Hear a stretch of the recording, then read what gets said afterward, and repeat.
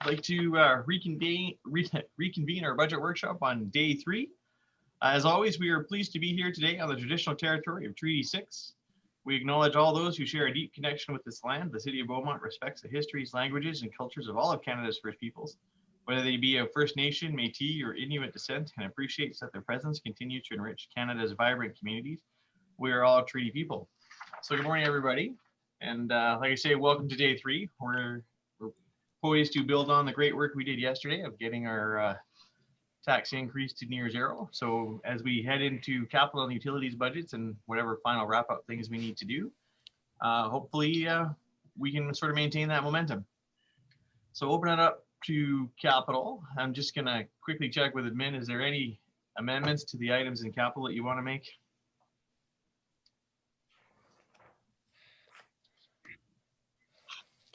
No. Hand up. There's one amendment on the fleet, the renewal. There for the combination vacuum street sweeper. We'd like to remove that request, and I can give more detail on that when we get to that point, or I can do that now. Well, you might as well do it now, because if nobody makes motions on it, it's not going to come up. So. Sure. What we had some current data come in after we submitted the budget, and we wanted to do more analysis with our partner communities that have this unit. We were looking at performance matrices and the delivery of parts, repairs, etc. We're finding that with a year in operation, we need to see what other data has come up, and I'm not comfortable that I'd like to bring in that unit at this time. I just want to gather more information from it. Okay, do we know what effect that has? I'm looking at page 23. Do we know what? Yeah, it'll reduce. Ask, what does it reduce it by? 277,000. Good start to the morning. Yes. Very good start. Okay, so the new number is roughly 1.9 million. Sorry, 1,927,000, give or take. Yeah. Thank you. Thank you very much. All right, so as we move forward, that's a great start to the morning. I love finding money. Thank you. So questions, I guess we'll start with motions. As we go through. What's on council? Does any member of council wishing to make a motion in regards to the capital budget? I guess is the question I'm trying to get out.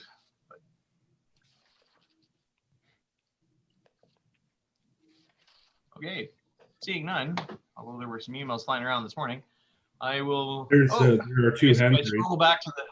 If I scroll back to the top, I can actually see the hands. Oh, it's going to be one of those mornings. Councillor Van Newkirk. Yeah, no motion yet. I just would like to get a little bit of clarification from Mr. Suter based on the presentation we made last night. I may have missed it, but I couldn't recall when I reviewed.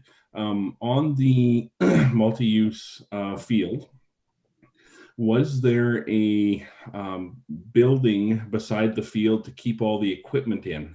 Or are we expecting to be hauling the equipment back and forth across the municipality every time we need to do, the sweepers to sweep it off for snow and debris and stuff? Or is there a building proposed beside it?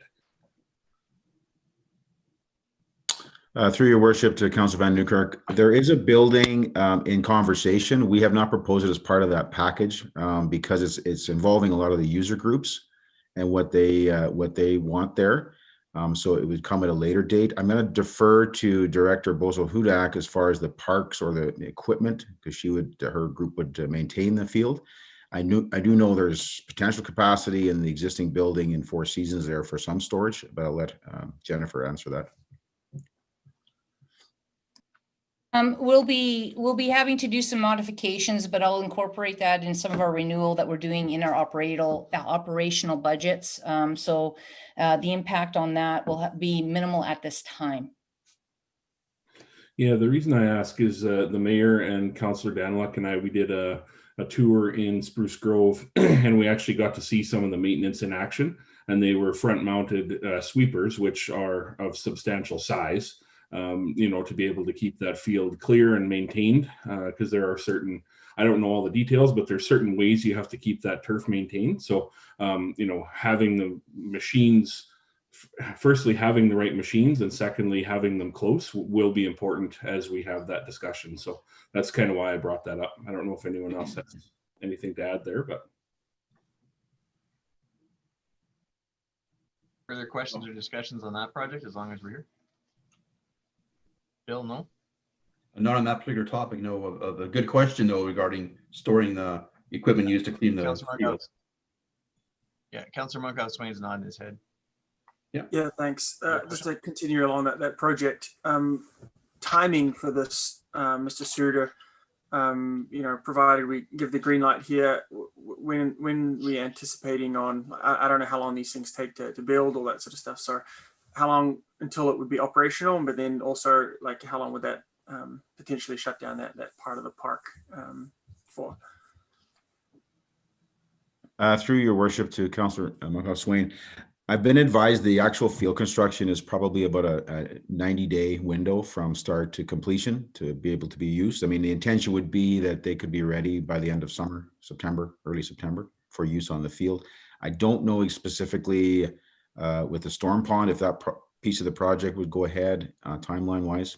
I would hope everything could be wrapped up in the same period. There's a lot of logistics in the background regarding user groups on Diamonds 4 and 5 that we're working through, trying to find solutions for them right now, where else they could relocate temporarily, because, as I alluded to council previously this year, that there's a lot of background work that has to go on here to satisfy and meet the needs and the demands of the groups for the fields, because we've got a lot in play here, a lot of maneuvering we're trying to plan out. So that's the best answer I can give council at the moment. But the intention would be to get this work done as quick as we can, but weather, of course, dependent. But there are logistics to work out still with the project manager. Okay, if I got a few follow-up questions, Your Worship, if you don't mind. Go ahead. So part of the reason why I asked about the timing, and one of the benefits of this is there is potentially a revenue stream associated with it, and renting out the field and that sort of thing. Have we thought about what value that might bring into the overall budget? I recognize we haven't approved the project yet, so you probably haven't done the math on it, but I'm assuming that there would be some sort of revenue generated from this, even for the last quarter. Potentially, yes. I would anticipate when if this field was built, that it would be fully booked most of the time it was available.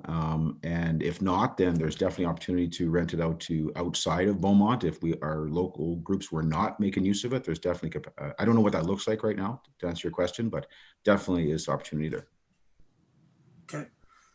The next question I had was just around that storm pond, and I know you kind of answered it yesterday. I was also juggling a few things, so I wasn't quite sure the answer, and maybe it's more of a maybe it's not your area, Paul, but the storm pond, I think what I heard, that the reasoning to doing it now was because there's a bunch of construction, that area is going to be shut down, and so while we're doing that, we might as well go and do the storm pond. So I guess I got two questions. One, would we be doing the storm pond if we weren't doing the field? Is it something that's always been on infrastructure's mind to say, hey, look, this is an area we really should do a storm pond, and now we've got the opportunity to go and do it. So would we be doing it without it? And then the second question is, I get it's easier to do the construction, but could we still build the storm pond a year or two down the road if we were to defer that part of the project? Your worship to Councillor Monkhouse Swain. My understanding is this project has been talked about and in the works for a few years, just trying to address some of the long-standing drainage in the area. It's already a low-lying wet spot that I think needs to be improved upon. I think that's my understanding. Does it have to go at the same time? No, I don't believe it does. Someone could correct me on that. The intention of packaging this together was just to minimize impact to the residents in the area, the closure of the park in that area. There could be a potential for savings if you're doing multiple things in the same spot with equipment and fill and whatnot. So that's why administration was recommending, if you were going to do any of this, or all of them, sorry, to do them at the same time if possible. But no, there's definitely, you could go with one or the other or both. Yeah, it's up to council's direction. Thank you. Unless someone else has to correct me on that. Yes. I see Ms. Dargy and Ms. Bozo Hudak popped up. So do either one of you have comments you want to make at this time? I don't have anything to add. I think Mr. Suter answered it correctly. They don't have to go at the same time, but given that there are opportunities for as Mr. Suter said, using fill or equipment savings, contractor savings by packaging these together, and less disruption to the residents, that it makes sense to have them go together. I echo the same. It's the economies of scale and being able to leverage the similar work being done in that area. And that disruption is happening once to the residents and the use of that park area. Okay. You're on mute, Sam. Sorry, Councilor Goswing, you're on mute. No, you're good. So I hear that, and maybe I've forgotten it, but what I haven't heard is this project before. So I haven't seen really the justification, the reason why we actually need to do this one. I mean, I understand why, but why here and why now versus other spaces. So it may have been talked about internally, or maybe it's been brought to council, but I haven't seen this project. So to me, it just feels like, you know, that we're not reviewing it in the same independent way. I get economies of scale, of course, right? If you've got equipment out there, you might as well do the thing. But I don't know if we need that in terms of what's best for Beaumont right now. If we need that storm pond, and so I haven't seen really an argument from administration about why we need this storm pond. I guess if I could phrase it that way. There have been drainage issues in that area for many years. This is something that will need to be done. Does it need to be done this year? No, it is something that needs to be done at some point in time to correct many of the drainage issues that occur in that area. Okay. One last question, Your Worship, on this particular project. Sure. I guess my question is, and maybe this is an administrative question, what's the plan to project manage this? Are we planning on doing that internally, or are we looking at getting someone else to help us through that, similar to what we did with the rec center? So we do have a project manager on staff who can provide that project management skill and expertise from the municipality side, but we will be employing contractors to obviously do the work and project manage from that side of it. Okay, so how do I ask this? I think you know what I'm trying to ask. There'll be an external project manager. Obviously, there's an internal one who's got to manage it, right, and deal with the contractor. But there'll be an external part of that budget that's associated with this is to have an external, like the contractor that we had for the rec center, kind of go through and lead the process that way. Is that? I'm seeing Mike Schwartz nod his head. Okay, and Paul as well. Okay, thank you. Yeah, that's correct. Yeah, going forward, that's the system we're going to employ. We've got a single project manager as a result of the changes we made earlier this week. And then we will deal with the smaller projects within the different departments under that person's guidance. But where we need to, the more complicated and the bigger projects, we'll build that into the capital and we will hire somebody to do that. Beautiful. Thank you. Appreciate it. Thanks, Your Worship. Okay. Councilor Van Nieuwkerk. Yeah, just keeping going on the storm pond idea. I'm a guy who loves the synergies, but I have heard that it is something that could be delayed. Logistically, the concern I would have would be that we get everything, we get trails upgraded and we just had a bridge upgraded. And then all of a sudden, after we get everything nice in one area, then we have to bring equipment in somehow and get it in there and get it out of there without damaging our other the stuff that we just did new. I think that would be the logistical hurdle that I would see by deferring the project. But as Councillor Monkoff-Swain said, I'm not hearing the need this year. I know anecdotally and have seen it, that there are drainage issues. at the Sport Rec and Culture meeting, we've definitely talked at many meetings about that little soccer field only being half useful for half of the year because it gets wet and the mosquitoes dive bomb you for the rest of the year. But I guess those would be my comments on the drainage pond. I would love to get it all done together, but I don't know, how the competing priorities that we talk about in the morning might sway into that decision. So those are my comments right now. Thank you. Councilor Barnhart. Thank you, Mayor. And I recognize my question on this particular item is more operational, but it is something that I am concerned about, and I figured that now's as good a time as any to ask it. To the administration, what is the process for safety audits on the trail system? And are those done on a regular basis? Do we have a list of things that need to be repaired and replaced? And I realize this is Four Seasons centric, but we have an extensive trail system, and I know we do maintenance, but I don't know if we do safety audits. And some of the things that I'm concerned about are blind corners. And I know with the bike riding and the more people out on the trails, I found myself afraid to go around a corner because I don't know who's coming.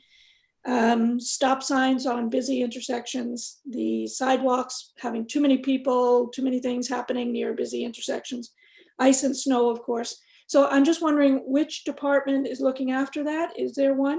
And would safety audits be something we could look at as part of this package?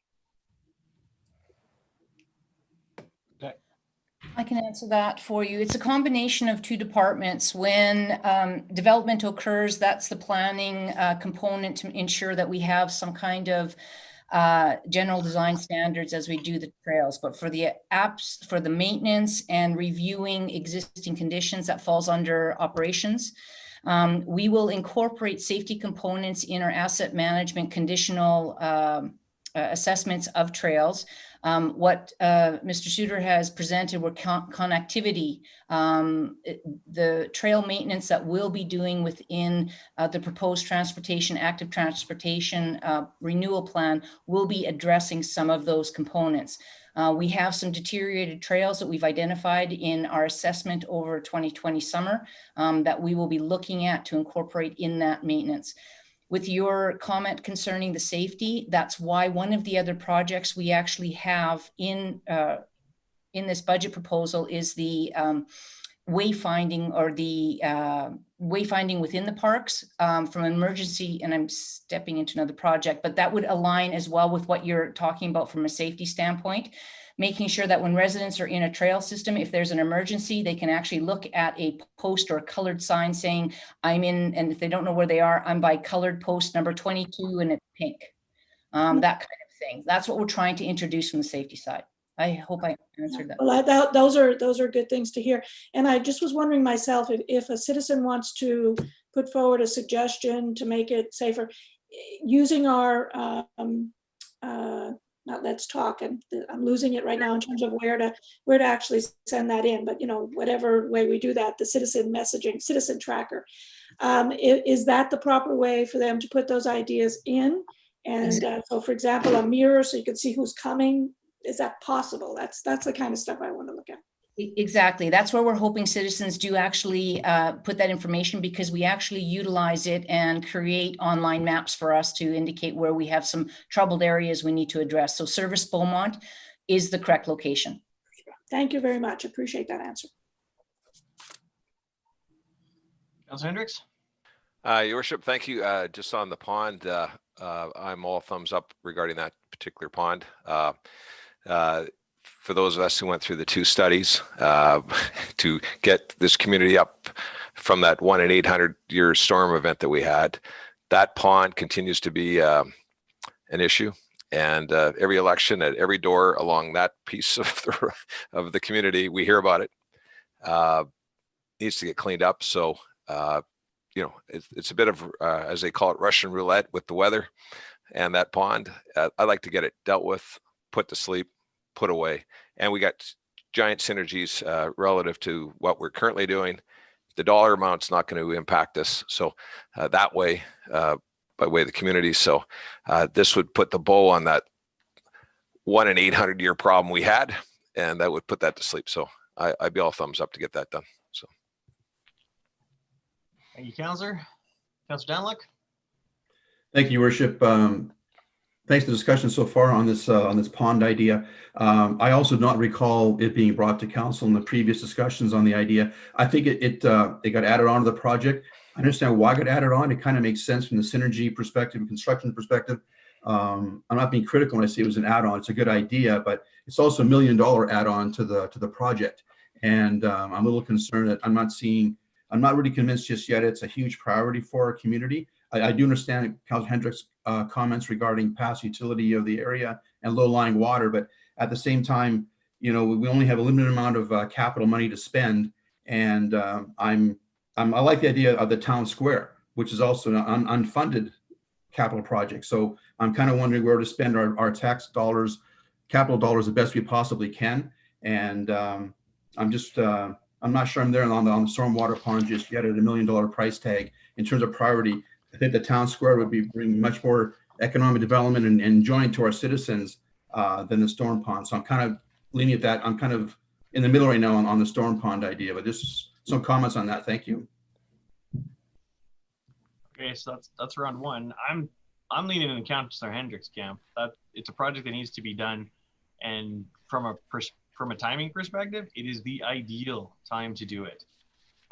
If you go back and look at the map where that storm pond is and where that field is, you're going to run smack into Councillor Van Nieuwkerk's concerns about logistics to be able to get in there later. That particular storm pond is landlocked. They're heavy equipment to move and do that stuff. It just makes too much sense to do it all at once. I know that we'd like to do a town square and other things, but it makes too much sense to me to not do that, all those trails and all that parking, all as one big package. So I'm not going to be in favor of splitting this project apart or defunding anything. Round two, Councillor Van Nieuwkerk. Yeah, thank you. Sticking with the same lump of money, but another aspect of that project. I want to thank Admin and Paul for putting together that quick presentation for us last night that talked about the trail connections. That was very helpful. I wanted to bring up an additional trail connection. I circulated just a rough picture I drew this morning to council. And why I bring this to attention is that we had, further to my comments yesterday on Forest Heights, we had a very robust discussion and a lot of resident engagement on Forest Heights and what was happening in Forest Heights with respect to trees. Now, the other side of that discussion is literally the other side of the trees, and there's residents over there too. I saw and heard from some residents that there was a hole blown through the trees that is on the west side of Forest Heights where a trail is proposed in the future. I've seen a little diagram before of where that trail is posed to go through. So I don't know if admin has had time to look at that, but my question is, left to its own devices, what is the plan and timing to put a trail in, across, and through that area that they just mulched in the trees? I'll start there. Thank you. Provide an answer for that. So that trail location was actually part of and is identified in the outline plan for this area. So it is the developer's responsibility to build that trail. So this year the work was scheduled to remove those trees, prepare that area for that trail construction. So that trail construction will happen sometime in 2021. I don't have an exact time frame, but it will occur in 2021. Okay, thank you. Now, when you say it's the developer's responsibility, is it the developer's responsibility all the way west to the next trail, or is it just from Forest Heights to the west side of that tree line there? That's kind of my question, because if we need to allocate funds to make sure that we get it all the way west down that pipeline right away to the other trail, then I'd like to make sure we don't miss that opportunity now. Thank you. I will have to go back and look at the outline plan. So if I can come back and answer that, I will look that up right away. Yeah, no, thank you. And my intent here is that, you know, if the developer is going to make a trail in 2021, then let's just allocate the funds to connect that trail into our system also in 2021. That's just where my head is at with that. And if I keep going on the trails, I think there's a whole bunch of great ideas in there. One big picture comment that I would have is that while we are spending a whole bunch of, well, are proposing to spend a whole bunch of money in Four Seasons Park, as the presentation said, you know, the trail upgrade directly south of the proposed field makes a lot of sense. You know, the upgrade from the Lions Park over makes a lot of sense. There's another couple of trail connections in Four Seasons that, you know, we might be good to pause, only to not spend all of our trail money in Four Seasons, you know, to try and, you know, think about some trail connections outside of Four Seasons as well, to make sure we're getting some benefit to other residents. So for myself, I would be up for kind of a half this year, half next year approach, and picking and choosing a little bit on those trail connections should we need to horse trade a bit later to get other projects off the ground. So just wanted to, you know, share where my thoughts were. If we have money to do them all, that would be great, and I would prefer that. But I think that you know, we may be in a situation where we can pick and choose a bit, and just wanted to start that conversation or lay that conversation out there. Those are my thoughts. Okay, appreciate your thoughts there, Councillor. Yeah, I got to admit, I'm starting to get concerned, because when you take a package like this, put it all together, and councils are starting to pull it apart and piece it apart, we're going to start to lose the synergies. We're going to start to lose the economies of scale. We're going to start to lose the logical progression as we renew and fix the things that we do. So I'm okay with having this conversation. All my background and all my things tell me that this is a good package to put together and do all at once, and maybe Councillor Hendricks can back me up, but splitting this apart, I don't think is a good idea. So if it comes to emotions, that's where my head's at with it. If we can focus and concentrate, that'll allow next years to do other things. So is there anybody willing to make a motion in relation to this project, or are we gonna move on and then come back to it depending on where other things lie? I have a question first. Sure. And then I think Councillor Hendricks had a comment. Yeah, thank you, Mayor Stewart. Just in the line of what you were saying just a moment ago, just a quick question. So I'm on page 22 of the capital budget, and based on earlier comments from Ms. Boza Hudak, with the street sweeper unit being taken away, we've just basically gained $277,000 in the capital budget to use for something else, which is a good thing. So my question is, can we maybe just get an idea? The capital budget showing is $18,185,800. Mr. Dollar can maybe let us know, do we have enough money to do every project as presented, if we wanted to, just to get an idea where we're starting from? Because we're starting a bit to the positive. Do we have enough money to do everything in the funded section for renewal, growth, and utility? Do we have enough money to make all those happen if council voted them as they are? I'm assuming we're going to go through each item, Mayor Stewart, line by line, starting at fleet and going down the list. I'm assuming of that, and approving each one individually. But do we have enough money to do everything if we wanted to, Mr. Dowler? Was it? Thanks for the question, Councillor Danilek. I think the short answer is no. For instance, the 510 Range Road 243 is funded from offsite levies, or is intended to be funded from offsite levies. There's no money in offsite levies currently in order to do that 1.4. And just another note on the item Ms. Bozak Hudak mentioned this morning, it is a reserve funded project. And so those monies should be returned to the reserve. And to be even more specific, it is an equipment replacement reserve. So only intended to be used for replacing our existing fleet. And so in terms of using those dollars to fund something like a town square, would not be recommended by administration. Right, thanks for clarifying. That was my assumption, but I kind of got the impression initially we could put it elsewhere, but it is coming from the fleet equipment maintenance reserve. So it would simply go back there. It's not we're not gaining anything in the bigger picture, just so we're clear on that. Thank you for clarifying that. Okay. Okay, so yeah, let's address the process question.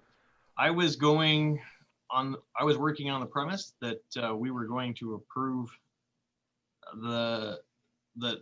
we were going to be approving the things that were funded, and that if you wanted to defund them rather than focusing on every single line item through the budget, that council would pick on the ones they wanted to talk about. To just try to move it faster rather than have an extensive debate on every single page. Okay, so may I ask a clarifying question? So are you anticipating that the renewal section at the top of the funded, those 6 projects totaling 5.3, you want us to approve them as a block? No. Well, just to the clarify. approval of the budget will come in December. The approval of the budget will come at our December 8th meeting. If you're happy with those projects, I don't expect motions to be made on them. But if you want to change things within them, defund them, defer them, do whatever to them, I expect a motion to come up. Right?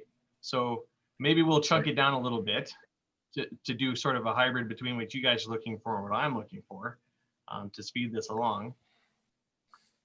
If we'll start with the renewal projects, is there anything in the renewal projects which is maintenance and should be done that council wishes to make a motion on? I guess we'll just start and focus there.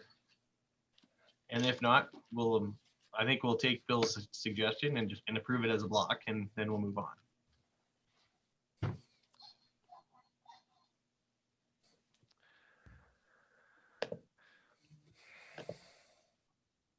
Sorry, my hand's down now, Mayor Stewart. Yeah, no, I'm just giving people a chance to think a little bit. Councilor Hendricks? Your Worship, do you need a motion regarding this block? Yes, please.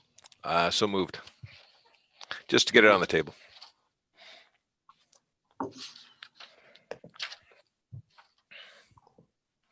Discussion on the motion. Councilor Van Newkirk. Yeah, thanks, Councillor Hendricks, for getting that on the table here. I wanted to talk in the renewal section here just about the recommendations regarding the playgrounds. I had asked in the questions there, costs to replace and or revitalize these playgrounds, and I don't really want to rush to these playgrounds with the track hoe to pull them out and dig them out. And I'm just wondering what the priority of this actually is. What kind of safety issues exist today? I know the mayor asked an important question around playgrounds when he said like for like versus replace, taking out a playground and then replacing it with the better, more accessible structure as per the Our Places in Play. And he kind of opened that door for that piece of the conversation. But I guess my first question would be, are we in a hurry this year to run out there and rip these playgrounds out? Because that's how it reads. Thank you. I can take that. It's not a matter of ripping them out. What we would do is we would be spending more money to make them safe. For example, we have a grade differential a surrounding area for that small playground at Reservoir Park that we'd have to address. We have the swing set that's always underwater that we'd have to address. So there's drainage issues around there. These were noted as more money being spent to something to maintain and not properly address them. So we can spend more maintenance dollars, but at the end of the day, the components in there, if we have for example, if it's a 3 components stretch, we might have to decommission one portion of that play set this year because we can't get parts. So the intent was not to totally go out and rip out. It was to actually enhance another one and then go and look at it and then take it down. So it would be a slow, gradual process. To get the very specifics on each one of them, we have assessed them and we've assessed a lot of the other playgrounds. And at the end of the day, if we put these on the bottom of our list, we'll be able to enhance the ones that we feel have a better chance of extending the life than these 3. And because these 3 had proximity to other playgrounds, that's why these 3 were actually the most susceptible to do. So we don't have to rip them all out at once is what I'm saying, but we'll have to address the safety issues first. So just to follow up on that, if there were safety issues with these structures, I would expect them to be surrounded by caution tape right now, and they aren't. So I'm just wondering, what is the level of risk of just leaving it all alone for a year? If it breaks, we can't fix some of the parts. So that's what we're looking at. We're looking at that they're in use right now, but if it breaks, we won't be able to find a part. We'll have to decommission that part of it. Okay, thanks for that answer.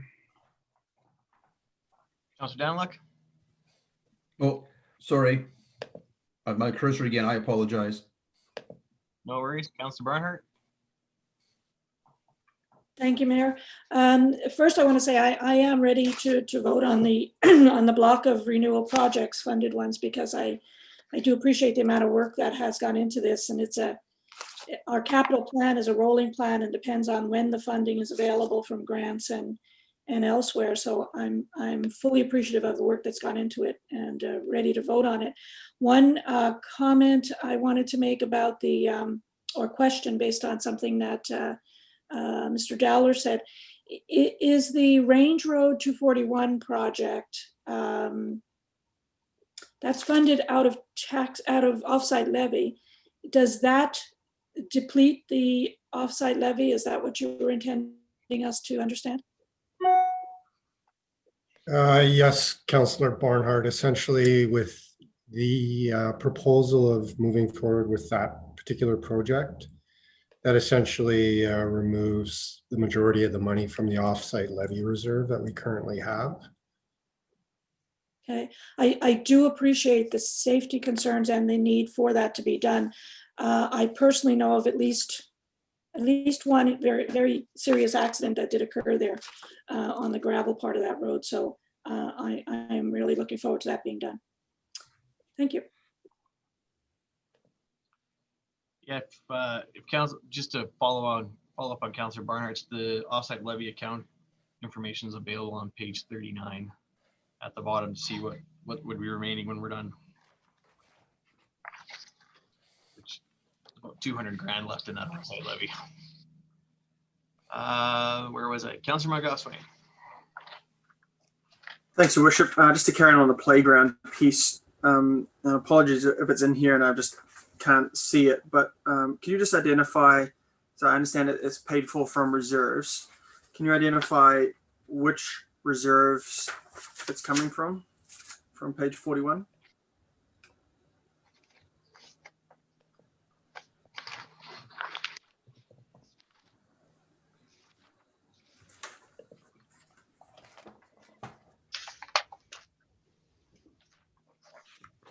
Just a clarifying question, which project are we talking about? The playground and playfield renewal? Correct, yeah. So that would be coming from the Parkland Reserve.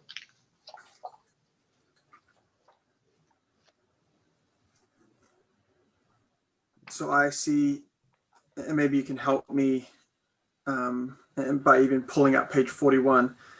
I assumed that's where it would be. When I look at how much is in there, I struggle to see. So we're basically, you're saying to draw that down to 164. So I don't think I'm reading this right. So maybe I'll just get you to walk through the draw from that.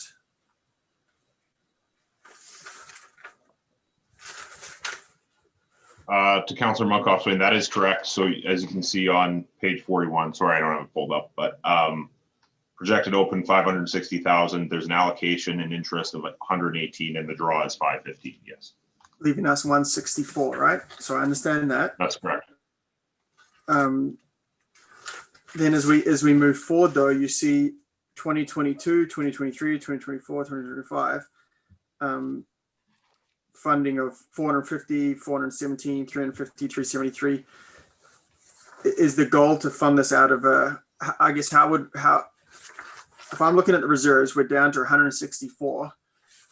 How are we planning to pay for, again, we're not here to talk about 2022-23 budget, but how are we planning on paying for those additional, the rolling playground upgrades, which I agree with, but I'm just trying to understand how you're going to pay for it.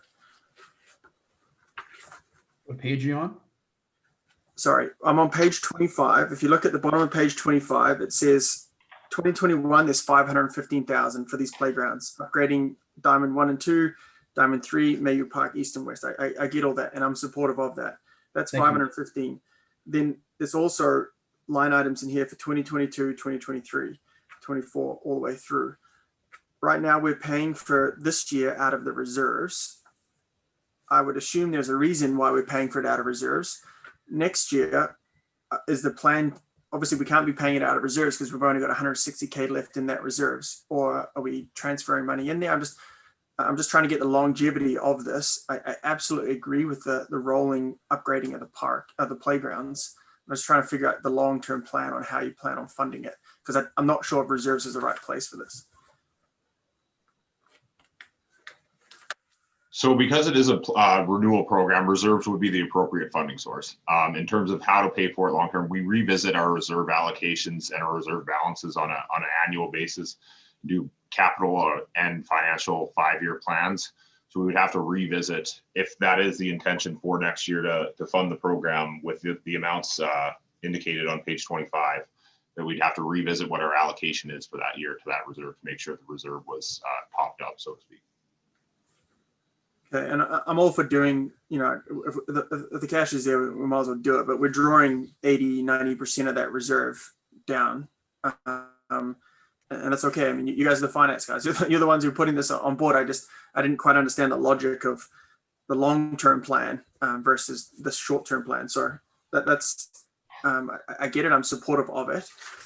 So thank you for that. I wondered if we could go to, if I can just continue on now that this motion's on the floor. I'll just keep asking questions around the projects in here really quickly. Page 27, the transportation renewal program. So I assume this is just a rewording of it. This year, we're just looking at 250,000. I understand that the focus this year is on planning, coordination, and scheduling.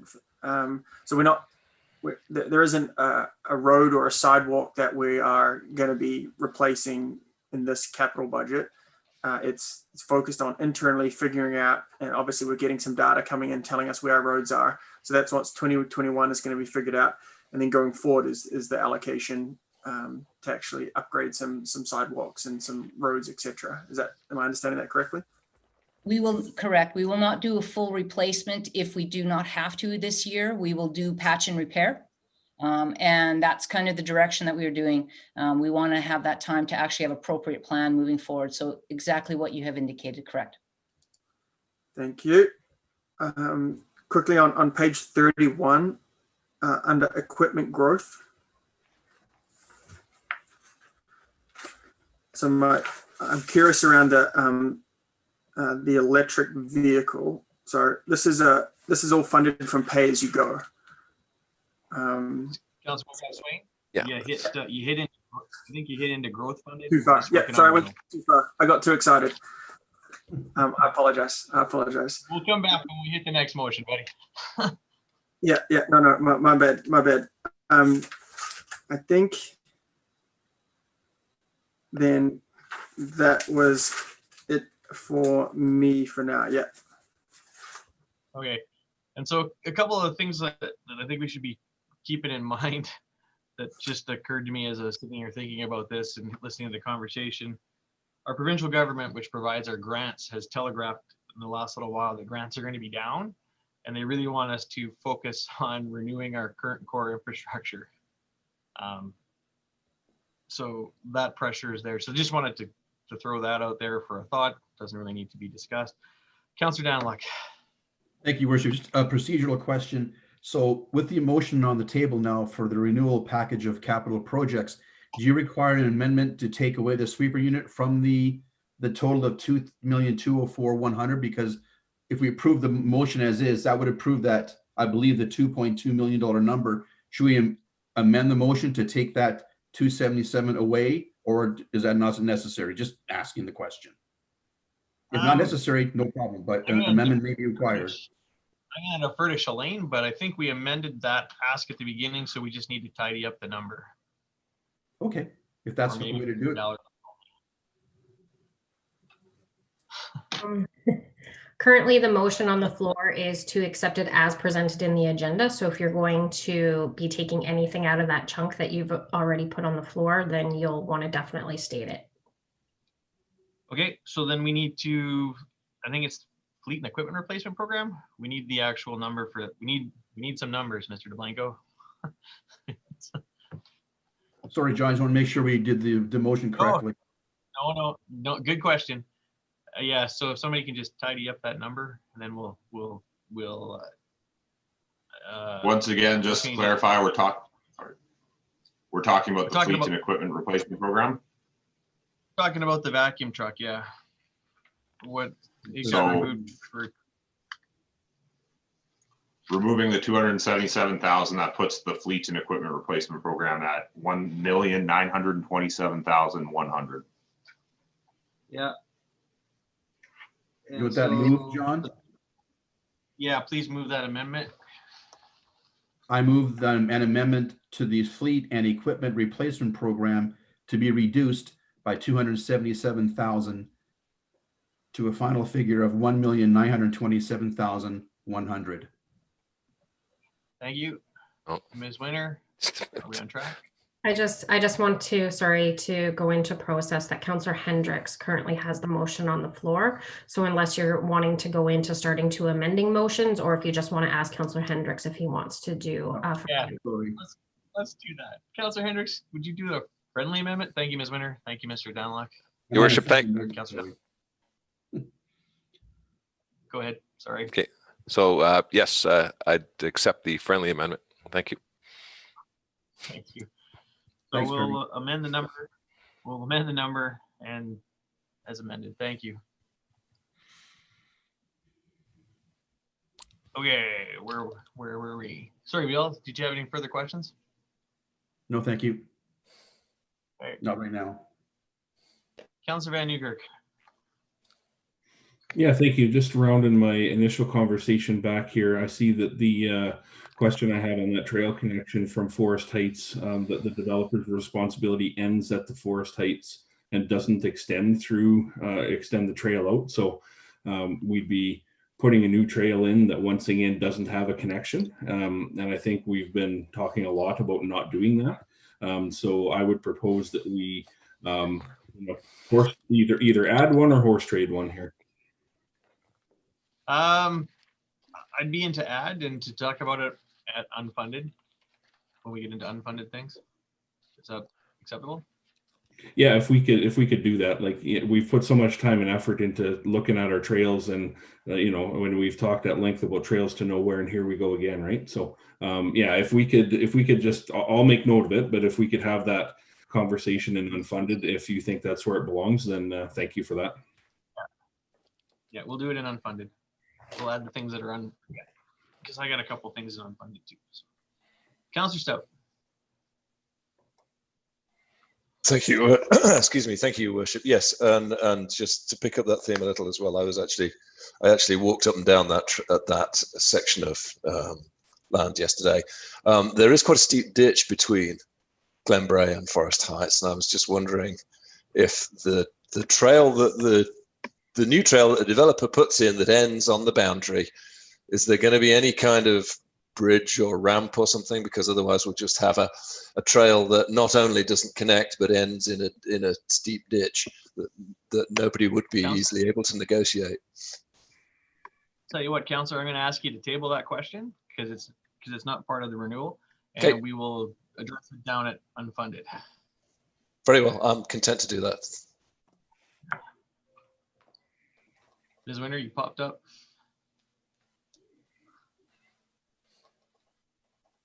Oh, sorry, I just didn't turn my camera off. Sorry, Mayor.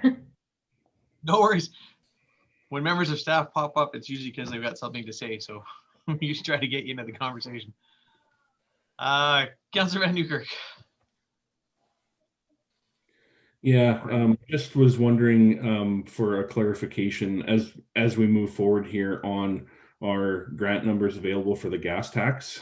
Just wondering if we could clarify that number, please. Mr. Blanco. And we're looking at, I think it's page 40 something. 39. Yeah. 39. So page 39, the number available before any budget adjustments is 2,999,000. Once again, there's a the fire truck funded out of that for this year. So the projected closing for 21 would be approximately 800,000.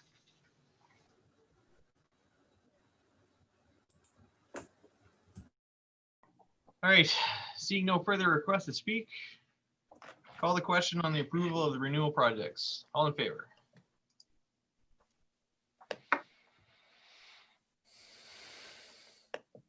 That carries unanimously. Now, can I get a motion on the growth funded block? Councillor Danlick. So move, your worship. So a motion is to approve the growth funded block as presented. All right, discussion on the motion. We've already had a pretty good discussion around Four Seasons Park and multi-use trail. I have. Councillor Stout, was that you or who was, that was Councillor Hendricks? Yes, if I could just to Miss Winter, just help me out with this town square discussion and my potential pecuniary interest. Is there anything in that?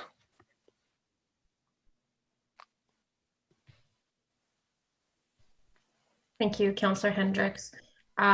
Most of these projects are very high level.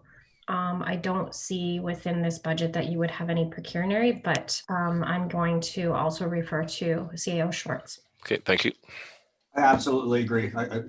Ms. Winter, at this point in time, nailed it. We're at a very high level at this point in time, so I think you're fine. Okay, thank you. Just want to make sure. Thanks. And just for clarification on process, the town square is in the unfunded portion, so it's not really up for discussion right now.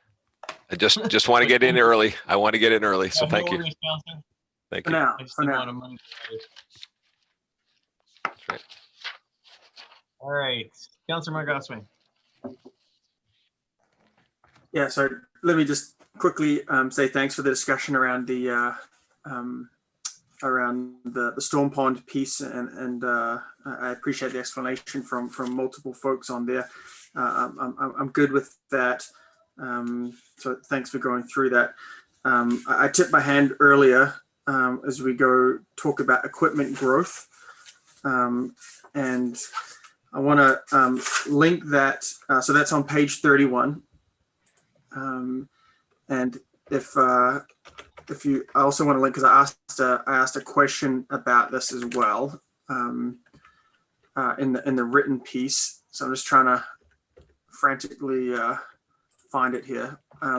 So it said here that the reasons for purchasing this. So let me start off by saying this is pay as you go, right? So this has an impact to the tax levy, which we discussed yesterday. So in this equipment growth, we're looking at eight vehicles in here. One of them being that electric vehicle, and the reason for it was to quote unquote promote sustainability. I think if I read it right, there was 40% was funded by grants, which means the other 60% would be funded by the taxpayer. Am I understanding that correctly? Correct. And then the justification, other than promoting sustainability, it was on question 138 of the question, page 36, if that's what you're looking for. Yeah, I'll put it up here. Yeah. It's also one of the initiatives that council gave administration to look at ways of reduce or more effective and efficient with taxpayer dollars, et cetera. And this particular electric vehicle will allow us to mitigate and reduce our operating costs of a vehicle within the city. So our ongoing maintenance costs are very, very low. No, I get that. You don't need an oil change for an electric vehicle. I understand that. But I guess my question is, are we buying the vehicle just so we can have a vehicle, or what's the vehicle for? What's going to be its use? The use is actually going to be taking our inspector around to the assets and interacting with residents.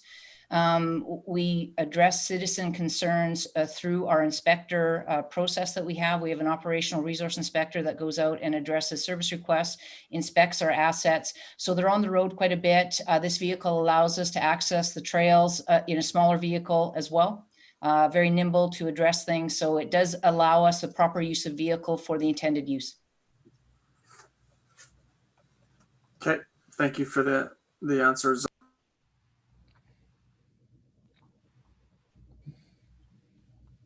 Councillor Van Newkirk, followed by Councillor Stout.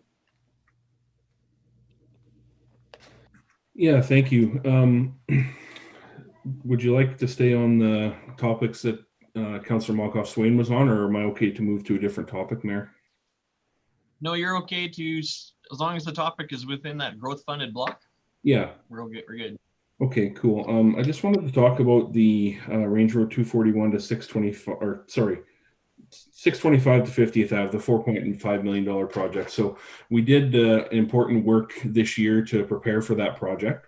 And it is a big dollar project. So I wanted to make sure we had a little bit of explanation on it here today around why it's required, what are we putting it forward for, and who's going to manage this project. So just wonder if we can get some comments from administration on that, please. Thank you. Ms. Doherty? Yeah, I can provide some information on this project. So as you noted, there was some important work done this year. It's still ongoing. We have some momentum with the utility provider, AltaLink, and there's a lot of design work that has gone into this project. So that design work is done. We are looking to complete the construction of this work. It will help support a number of like the transportation route around Beaumont, and will help support the development that could potentially occur on the south side of Beaumont. Yeah, thank you. And it's important for those of us who have launched our vehicles off of the half asphalt through the minefield of potholes. So I know that folks will appreciate that. So thank you. I just wanted to make sure that we had some discussion around it, because it is a large ask here, and we've given it some time. It's very important. Thank you. Yeah, sorry, Councillor, you made me chuckle because I've done that same drive. Councillor Stout. Thank you, Worship. Yeah, if you think it's bad in the car, you should try it on a bike. But yes, and now my question seems to. I want to reiterate that. I want to reinforce Councillor Van Newkirk there. Yes, absolutely. I think that's very much a project I want to see come through to completion. I think it's very important that we get that done for all the reasons that Ms. Dargy stated. And I'd certainly support that, even though it is such a big ask. I wanted to ask about the community signage on page 33. A couple of things occur to me. First one is, we haven't had an update. We had an update a while ago regarding the application for the coat of arms. Do we know where that is? And would that, if it were granted in the next year, have an effect on signage, for instance? Councillor, I would, through your worship, to Councillor Stout, I'd have to defer to my colleague, Mr. Mackin, on the heraldry. I don't know where that's at, but in terms of would it affect the signage, no, it would not, because the signs would use the new city logo. It would not use the coat of arms or herald as that goes ahead. Okay, thank you. Mr. Mackin, did you? Certainly, through your worship, to Councillor Stout, as was presented to council in late August, there has been a bit of delay due to the COVID situation with the heraldry. So yes, we are in communications with them, and we hope to be able to start publishing an engagement process to engage the community electronically, likely, or virtually. But it's still a bit of a push right now. So more information will be coming. Thank you. Okay, so it's unlikely that they'll be granting it in 2021 is I think what I'm hearing. I don't have a firm date, but my assumption is yes. Okay, thank you. So in that case, I guess I want to put the discussion out on the table then, that we've got a 150,000 budget for community signage. I'm wondering if in a COVID year and a pandemic year, this is the time to be spending that money, or maybe if we should just defer that for another year. And I don't know. Would anybody else like to comment on that? Sure, I'll throw in. This would be the third year that we put that program off. Yes. So, and admin's recommending it. And I believe that's also, yeah, sooner or later we just got to suck it up and get it done. It is signage and it is easy to push off, but sooner or later we just got to do it. And for me, this is the year. It puts money in the economy, helps sign makers do what they got to do. So we'll go through it. Actually, it's Councillor Van Newkirk, followed by Councillor Danluck. Councillor Van Newkirk. Yeah, thanks for asking that question, Martin. I was thinking the same thing. The signs are near and dear to my heart. I couldn't convince you guys last year, and I was happy to see it come back again. I think it's easier to delay if we weren't in a COVID time, actually, because there are so many people spending time in the community, and the use of our trails and structures, I think, has not seen this use in many years. And I think it's an important piece to catch up our branding with how we present ourselves in the municipality. Our parks operators are doing a phenomenal job of keeping everything green. And we saw and heard everyone say how happy they were with how well we mow the grass and take care of things in Beaumont, because we seen what happened and the mess it created in Edmonton this year. So I would say that we should catch these signs up and be in a spot where we can continue to be proud of our parks, along with the efforts that our operators are putting in. So that's where my head would be at with that one. Thank you. Councillor Danluck. Thank you, Mayor Stewart. Thank you, Councillor Stowe, for bringing the idea up. I guess my only thoughts are, Council has been very frugal in our use of capital grants in the previous couple of fiscal years, and we've done a very good job of managing those reserves. And I think this year it is as a funded item from reserve. So I'm comfortable proceeding with community signs this year. As Mayor Stewart mentioned, grants may be few and far between in the coming couple of years. So we have the money set aside in our reserves to do this. So I recommend we continue with community signage. Thank you. Councillor Bronner. Just a clarification on that. Thank you, Mayor. Councillor Danluck, I'm looking at community signage, and there's the wayfinding. One is funded by pay-as-you-go and the other one is funded by reserve. And as much as I want the signs, this question to the administration is, could we do some of this, or do we have to do all of it? And my rationale is that I'm still driving for that 0% tax increase. And this might be one I'd come back to.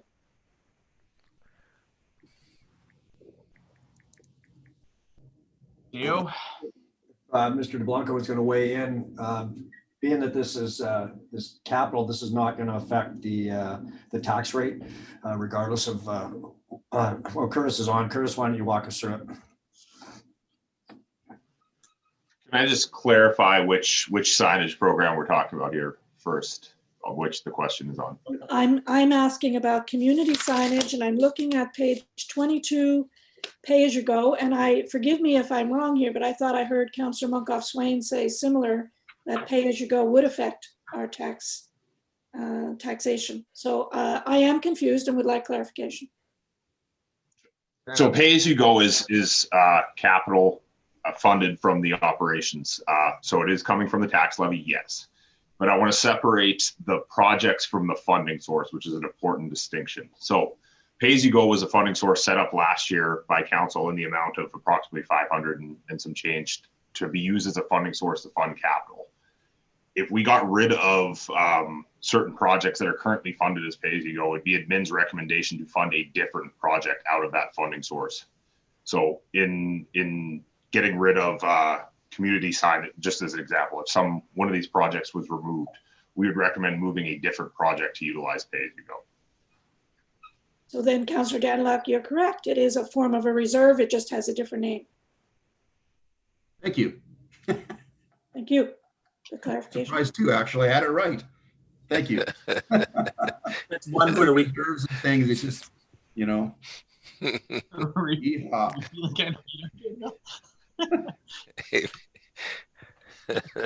Councilor Scott, did that answer your, did the discussion lead you where you need to be? Yes, thank you, Worship. I was going to ask the same question about the traffic signal and wayfinding signage program, but again, I mean, that is funded directly from reserves.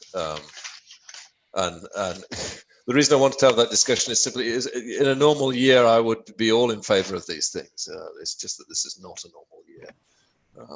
But as a consequence, yeah, if it doesn't, and I take Councillor Hendricks's point as well about, you know, take what you need to be very seriously.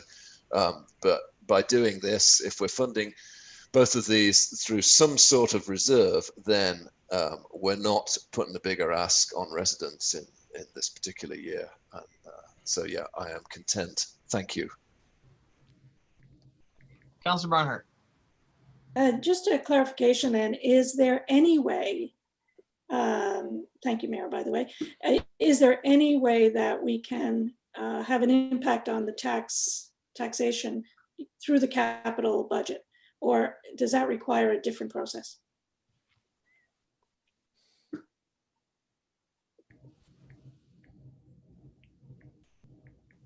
Councillor Barnard, I think the short answer is there is a way, and it would be through the pay-as-you-go amount. But as Mr. DeBlanco stated in his response, that would not be a recommendation of administration.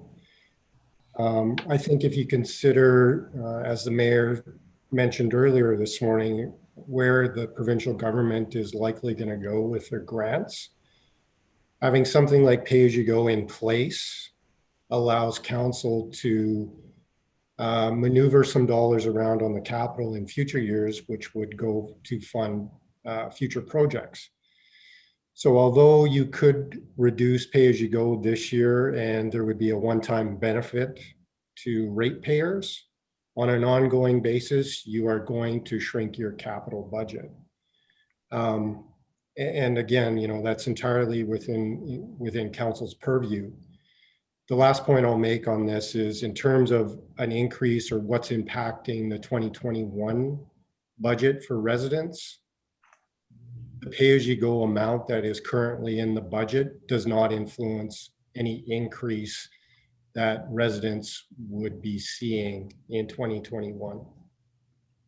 Thank you, Mr. Dowler. So the wise way to go is to impact the operating budget, not the capital budget. Thank you for your wisdom. Yeah, and just so that I just want to, so this would be similar to the conversation we're having around where if we lower that pay-as-you-go, we would have to increase taxes in future years to bring it back to that level. Correct? Mr. Dowler? Okay. And then from my only other way of thinking, if we propose to fund something out of debt, that of course would also have an impact on the tax. Right. Because of course we have to pay for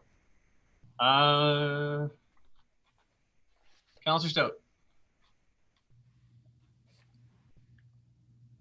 Nope. Okay. Seeing no further requests to speak, no adjustments to be made, we will call the question.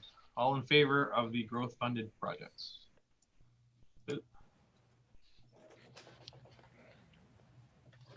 Those carry unanimously. Which brings us to... Great work, guys. Great work. Yeah, which brings us to... utility is fairly simple and straightforward. Can we do that real quick and then have a break? All right, so can I get a motion to approve the utility funded capital projects as approved? Councillor Danlock again. So moved, your worship. Approve the utility capital budget as presented. Discussion on the motion. Councillor Van Niekerk.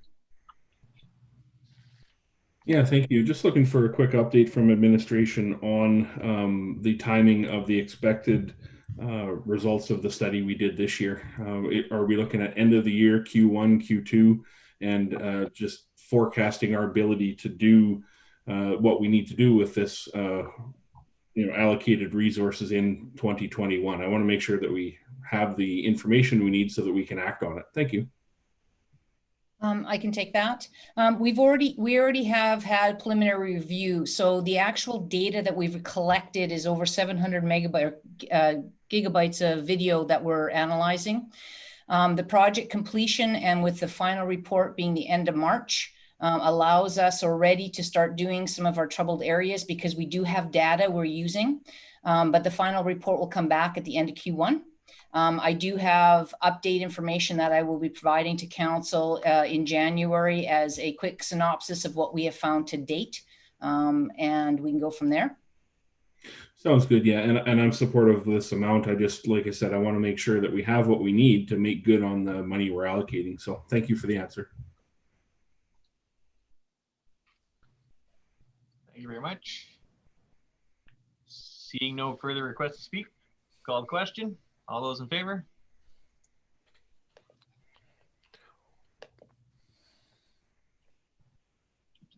That carries unanimously. And once again, thank you, Council. Great work. We'll take a quick 10 minutes and then we will get into those unfunded projects or unfunded items that Council would like considered today. So reconvene at, call it 10:25.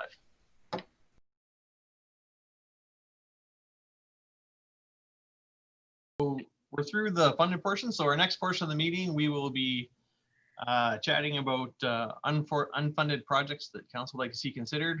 But we do have to take a quick moment to step into camera because we want to review some information that was presented to us at our last council meeting that was in camera at the time. So I'd like to make a motion to go in camera and I'll allow Ms. Winter to come up with the actual FOIP section, but I believe it's advice from officials.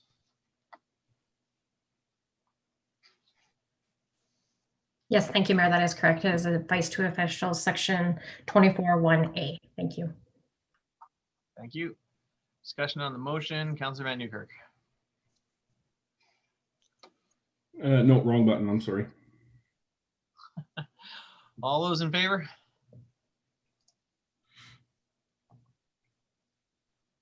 That carries unanimously. So we'll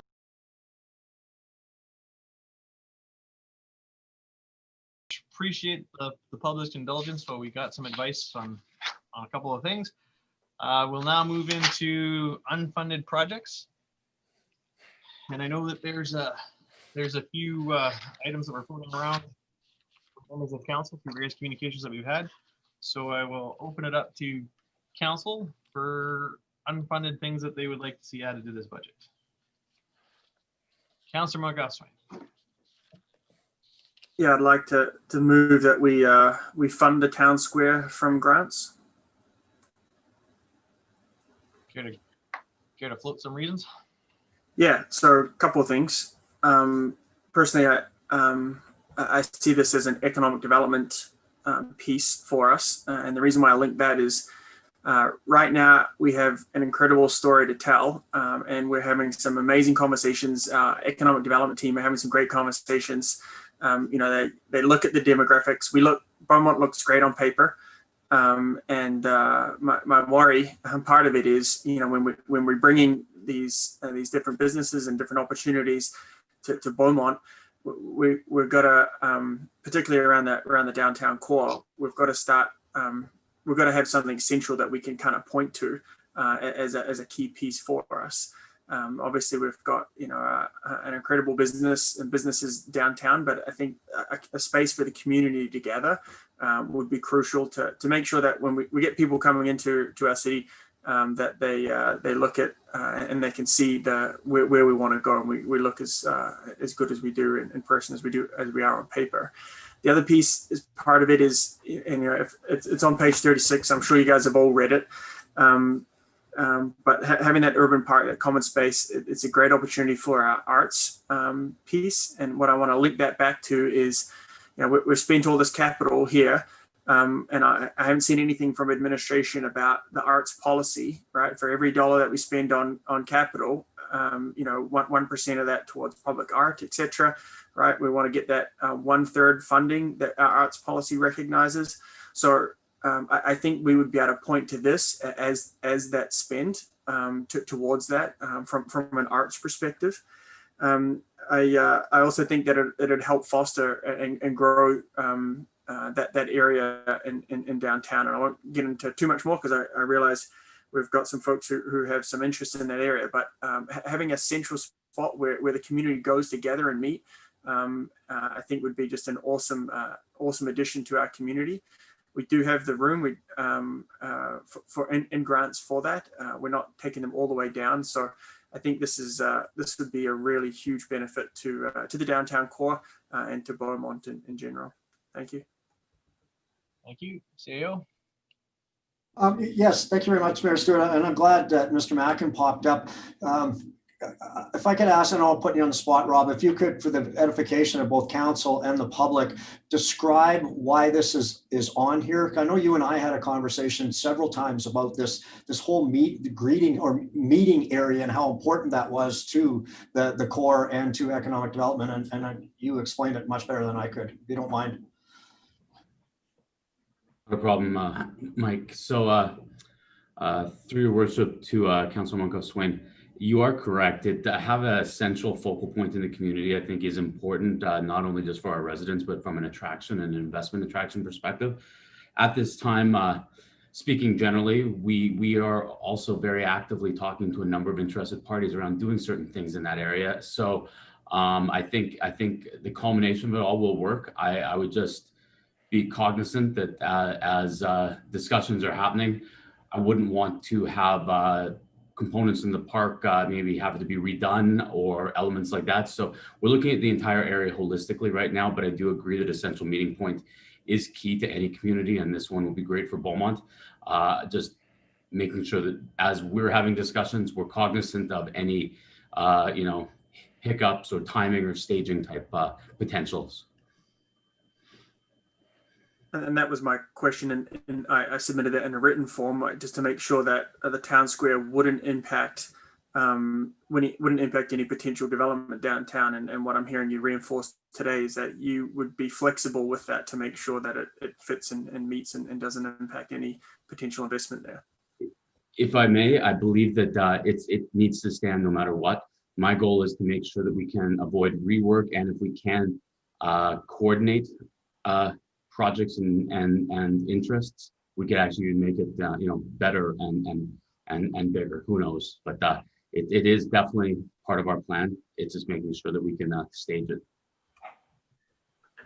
This might be a multi-year project based on timing. Just that's what I'm hearing, which is okay as long as it's sort of going. Through your worship or to your worship, it is part of our vision for Centerville either way, and council's expressed just the reasons why. So yes, we will make sure that it's always been changed. So we are prudent and managing everything holistically for that area. The last thing I wanted to just add is, and it's in your document here, but it talks about a permanent location for the cenotaph, and I know that's been a key piece for many folks here. So that would be could be a great spot for that. So I'll stop there and let others weigh in. Thanks. Councillor Van Nieuwkerk, followed by Councillor Daniluk.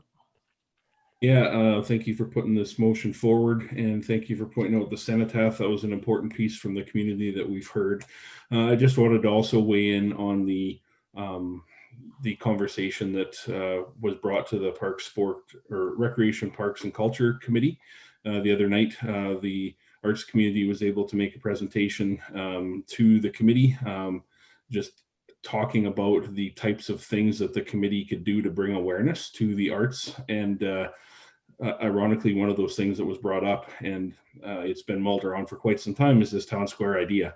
And there was quite a vision presented from the arts community on what that looks like, the spurring economic development, the different options that could come available for that. And one important piece that they brought forward was the idea of making sure it's a 4 seasons park, and the importance of that 4 seasons aspect to it. When you look at communities like Kelowna, and just off of downtown Kelowna, they have a skating feature built in. They have little electrical stubs up there for plugging in your amplifiers and guitars and stuff, right? So, the spin-off to downtown is foot traffic, and helping those businesses from a foot traffic perspective is crucial to the downtown growth and revitalization. So I lend my support to this motion as well, and just wanted to make sure that we're making the connections that we should be from the committees that we've struck, from the people that we asked to speak at those committees, in through to the budget process. So trying to connect the dots here. Thank you.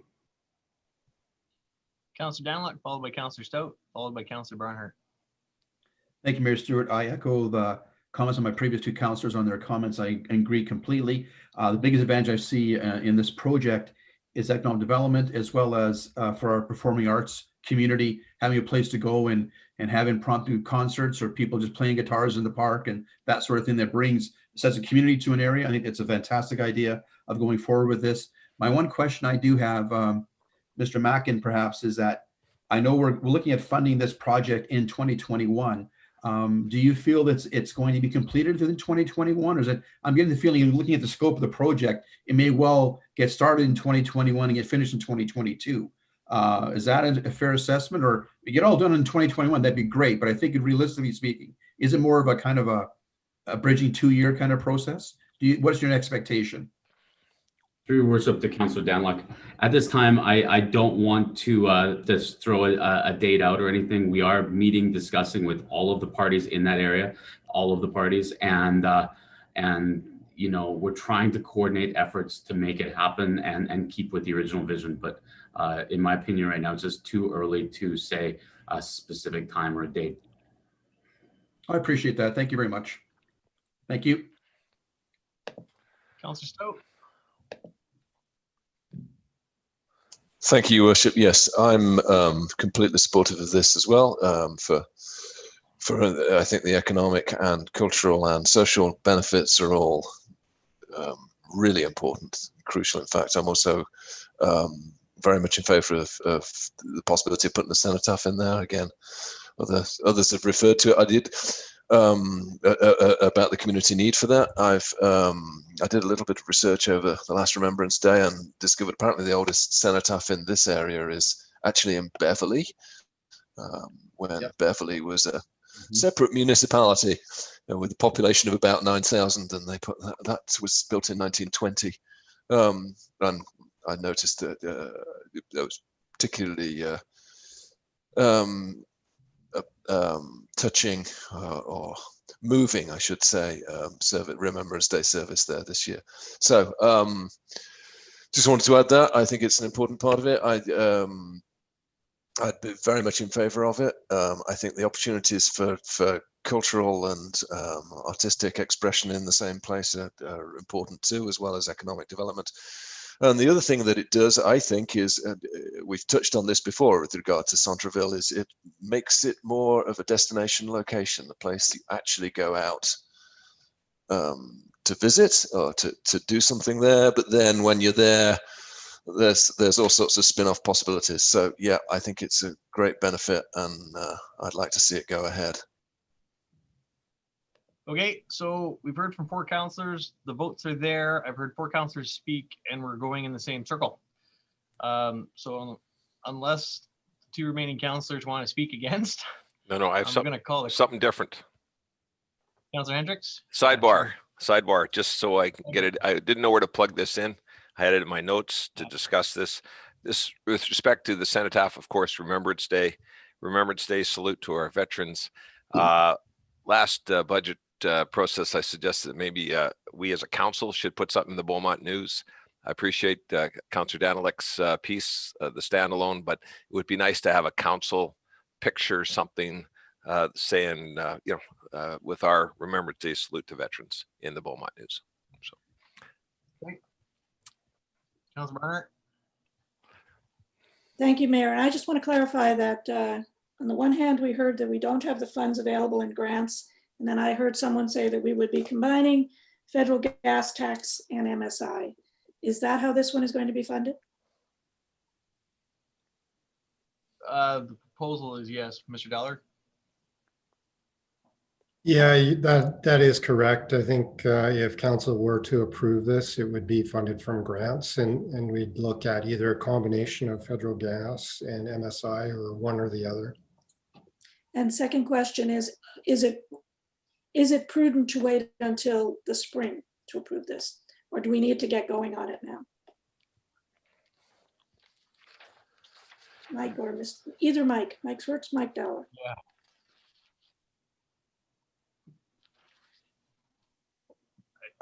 I can Why would we wait? I guess interject as far as the finances are concerned. With any project, the sooner we can get approval and get moving with it, the better.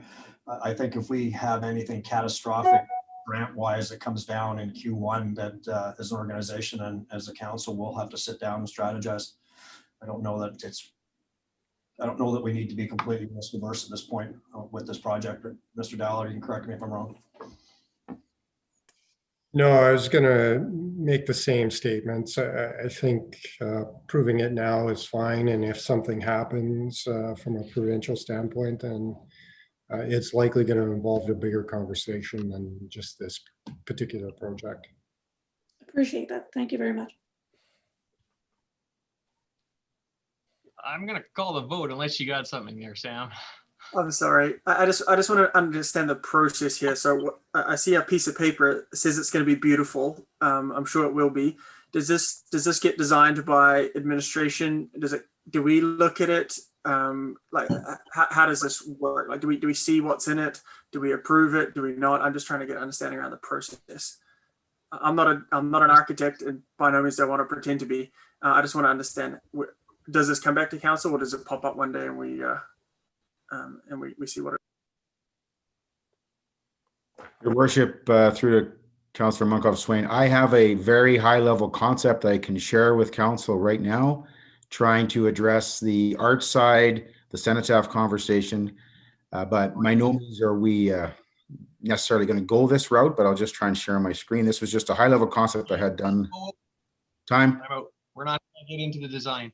We'll get in, if we're going to get into project charters and stuff, we'll do it at a committee of the whole. I don't want to spend the time on budget today. We're supposed to be out of here at noon. That's looking less and less likely. So approve the budget, and then we'll figure out the process and how we'll execute that project in the future. Fair enough? Sure. What I heard was that there'll be a chance for us to look at it. It's not just going to pop up one day. Thank you. Yes, that's correct. Thank you. All right, call a question. All in favor?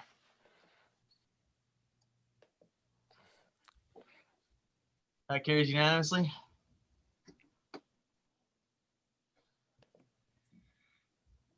Further motions on unfunded projects people would like to see. Councillor Van Newkirk. Yeah, thank you. I would motion that council approve to fund a light on Library Hill to assist sledding in the evenings on that hill to extend some of the hours, and look forward to some discussion on that. Thank you. To put some frame around this, I get the reasons why, but do we have a cost impact, or can somebody estimate a cost impapt? Yeah, if I could weigh in here. Sorry, Councillor Van Newkirk, I had given Jennifer a bit of a heads up earlier, and it's probably unfair to ask her to even ballpark this because, looking at it, it could be a matter of putting a Fortis street lamp up, or it could be a matter of bolting a nice LED light on the side of the library. Jennifer, have you had a chance to have any thoughts on costing and what that looked like? Yeah, I was looking at that. We're in the process of doing some array calculations on some of the lights that we're putting in or looking at putting in other areas. So I have to defer that. I don't have a good answer right now, but I can provide some information back shortly. Councillor Hendricks? Yeah, and I was just going to ask perhaps a friendly amendment to that to include the St. Vital Church Hill. Same situation. Be nice to have a light or two. People are tobogganing day and night there, so it'd be nice to have something. Yeah, friendly amendment accepted if it's all the same conversation here. Yeah. Thank you. It would be. No, process-wise, do we got to throw a dart here, Mayor, and allocate an amount just so we have something, or what do we look at for this? I know it's always dangerous to do this, I know, but I'm bringing it forward. CAO? Yeah, I'm not comfortable approving about unlimited funding, so we're gonna have to throw some type of dart. A suggestion I would make is you make the project conceptual budget $50,000. Once we get a design in place, if it's less than, we'll come back for less. If it's more than, we'll come back and have council have that discussion. Yeah, thank you for that suggestion. So we'll amend the motion to include a budget of 50,000. Yeah, conceptual budget of 50,000 to be amended later if necessary. Okay. Councilor Hendricks? Your Worship, and in the past, we have had the kindness of the utility donate some lights for that specific type of program. So I could actually point to you which lights have been donated over the years. So working off their own poles, yeah, they do have a bit of, I believe, a community grant program, and hopefully they can do that for us. Great, thanks. I could just interject. We'll certainly reach out to the utility provider, but we're kind of in an interesting situation with them right now. And Okay. I won't go into details about that. Okay, thank you. You may not be so inclined to help us right now. Councilor Daniluk. Thanks, Mayor Stewart. I want to reiterate in support for the motion. Thanks, Councilor Hendricks, for bringing on the Saint Vital. I sent an email to council this morning that the Recreation, Parks and Culture Advisory Committee also discussed the idea of doing lights on Saint Vital in our recent meeting as well. So it's on the community's radar because people have suggested to the committee that letting the toboggan hill would give the hill more life and length to be able to be utilized. So this is a good idea, and I think the community will be very well received by this addition to our services. Thank you. Okay, seeing no further requests, call the vote. All in favor?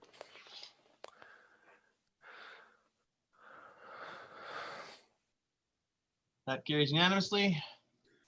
And Mayor, Further motion? Yes. I'm typing my motion here for the city clerk, so just to let her know. Thank you. Okay, thank you very much. Appreciate it. Further motions from members of council? Okay, so I have two that I'd like to make today. First one being in relation to our what do you call it? The utility, moving the utilities underground along 50th Ave. Okay, so there's some temporary repairs that were done with asphalt in anticipation, according to the questions that we had answered, in anticipation of phase 2 going forward.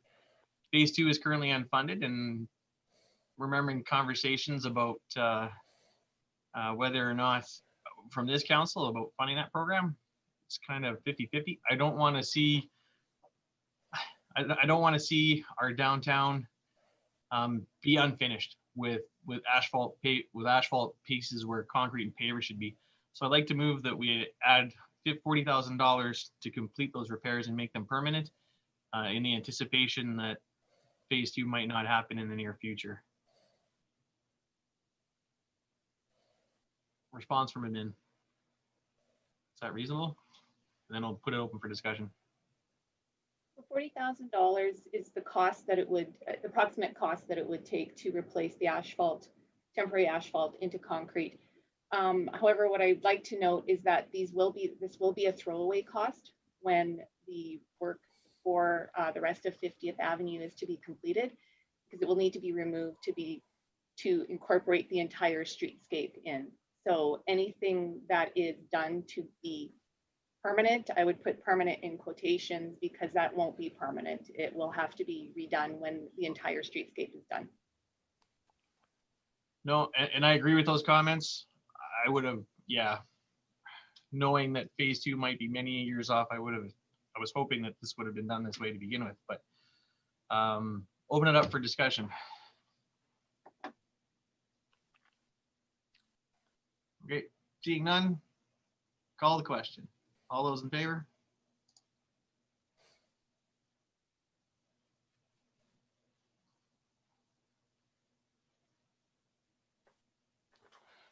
Still looking for Councilor Hendricks, Councilor Barnhart.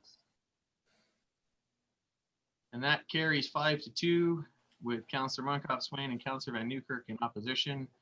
Everybody else in favor? Thank you very much.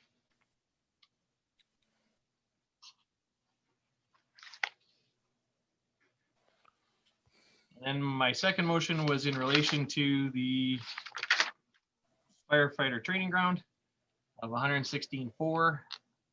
This particular item, I think, is a small item, and we have the capital grants available to be able to fund it. So I'd like to move that town council fund the fire service training ground. It would be a huge advantage for our firefighters to be able to train in town on a structure that will be able to keep their skills up rather than having to always train outside. Now, this is not a hill to die on for me, but because we have the grants available and the time to do it, I'd like to see this funded. So response from admin.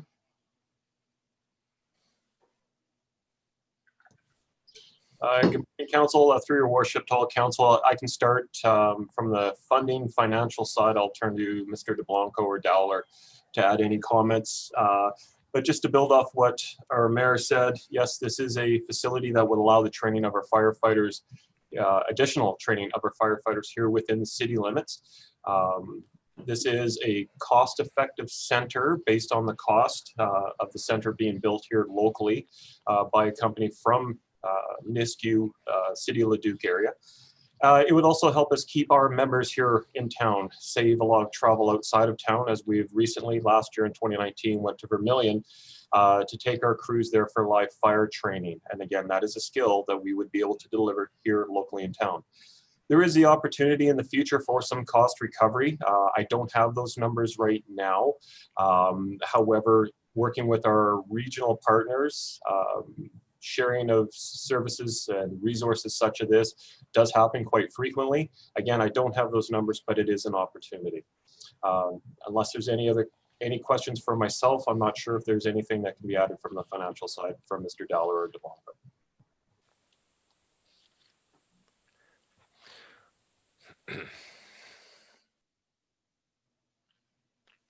Councilor Barnhart. Thank you, Mayor. Mayor, could you clarify, or Mr. Dowler again, the source of funding? You said we have the grants available. Is it a different grant than the one I'm looking at? MSI? No, it would be MSI and gas tax. But given, oh, so it's the two together cover what we've approved so far. Thank you. Okay. So we have, yeah, it's available. Councilor Margolis. Yeah, thanks. I wanted to pick up, and I was going to ask the question. Chief Cook got ahead of me. I struggled to, you talk about the cost recovery piece, and so when I read that, I highlighted that, and now you're back with us saying you don't really know what that is. So I struggle with that side of the argument that there may be cost recoveries associated with it. So I'm trying to, you haven't been able to provide numbers. So I'm trying to make my decision with that calculation out of the picture. I understand, 116,000, we've got the room for it. I would rather draw those down to avoid any provincial government coming looking. I think this is a great opportunity for us to train locally and not have to go out. I totally understand that. I was just struggling with the cost recovery piece. I'm not assuming that we're going to get anything on that. So maybe you could help by saying, I know you don't have numbers, but who would, I mean, there are other there's other fire training grounds around. Who would possibly come and use ours? Certainly, thank you. Excellent question, and through your worship, Councillor Munkoff-Swain. To use an example that we have been engaged in yearly, we're part of the South Capital Regional Fire Training Association. That is a group comprised of City of Leduc, County of Leduc, City of Beaumont, Wetaskiwin, Kelmar, Devon, and other smaller municipalities. With we obtain grant dollars, for example, annually to conduct and host training courses. There's a variety of training that can be conducted through these grant opportunities. And even without that grant, they would still take place in the future. As a part of that group, South Capital Regional Fire Training Association, we predetermine amounts for rentals. That's fixed facilities, that's space rentals, that's rentals of apparatus. It's those costs we would be looking at collecting from grant dollars and those training opportunities to help offset this cost. As an example, right now, we are able to conduct training, and we do host training courses for pump operations, for example, how pump operators work a fire truck, and we're able to recover those costs. This center would allow us to build on those opportunities, as we would now be able to offer live fire search and rescue and other courses which fall under the umbrella of grants, and of course the needs of other departments. Again, as you mentioned, I don't have the exact numbers. I am sorry for that, but I would anticipate in the future, once fully up and operational, we would be looking, it would be in excess of 1,000, but under 10,000 annually for recoveries. That's just based on our current recoveries through grants and other training opportunities. I hope I answered your question as best as I can. You did, thanks. And I take you a couple years back where we had that unit that you brought into the operations yard. I can't remember what the name of it was.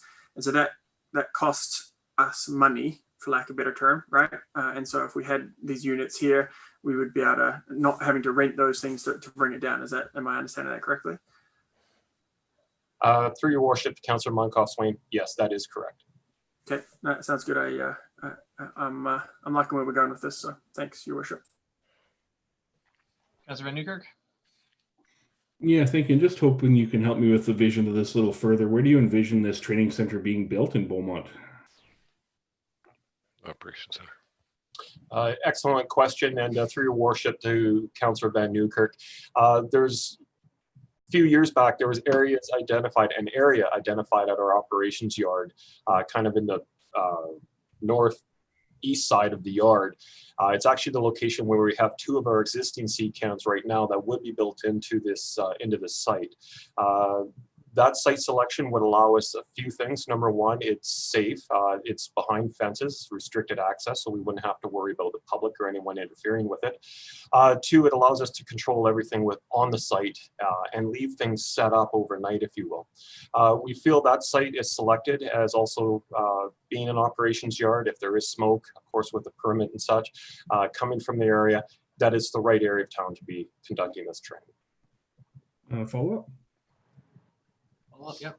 Yeah, so given the approval of a new ladder truck this morning, does this training center allow any aerial training, or is it just on the ground? Are we building enough training center here is where I'm going with this.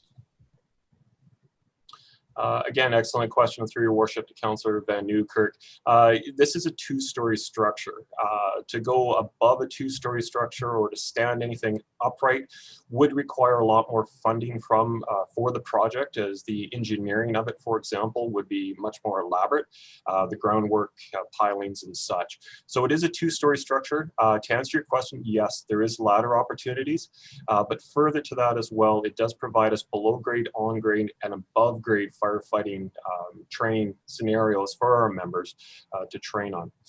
If I may just add, we do use other facilities buildings within the community to conduct aerial training, laddering, if you will, for our aerial device, and we would hope to continue that as well.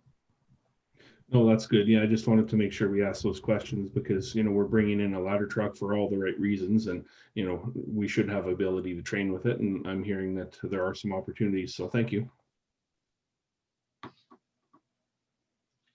Appreciate that.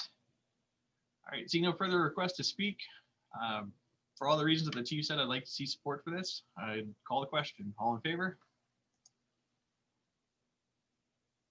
And that carries unanimously. Thank you very much. Seeing no further, I do know that we have 3 items that I'll get you guys hands in a second, but there are 3 items that need to be addressed still. We have 3 asks from the library that need to be gone through, and then we've got to pick Kathy's motion back up off the table. So now that we're through capital. So are the 3 people with hands up, are those the library ones or those other ones? It was just to make sure we got to the library piece. That's all I had. Yeah, me too. Okay. Yeah, I'm just picking up the trail. Oh, yes, the trail. So we got 4 to do. Let's do the library first, followed by that piece of trail. I'm looking at Councillors Barnhart and Stout. Do you guys want to champion the library, or I think we got the bike, 3 motions, the bike, we don't necessarily need to do the building funding, but the bike, the design funding, and then full funding for construction. Right.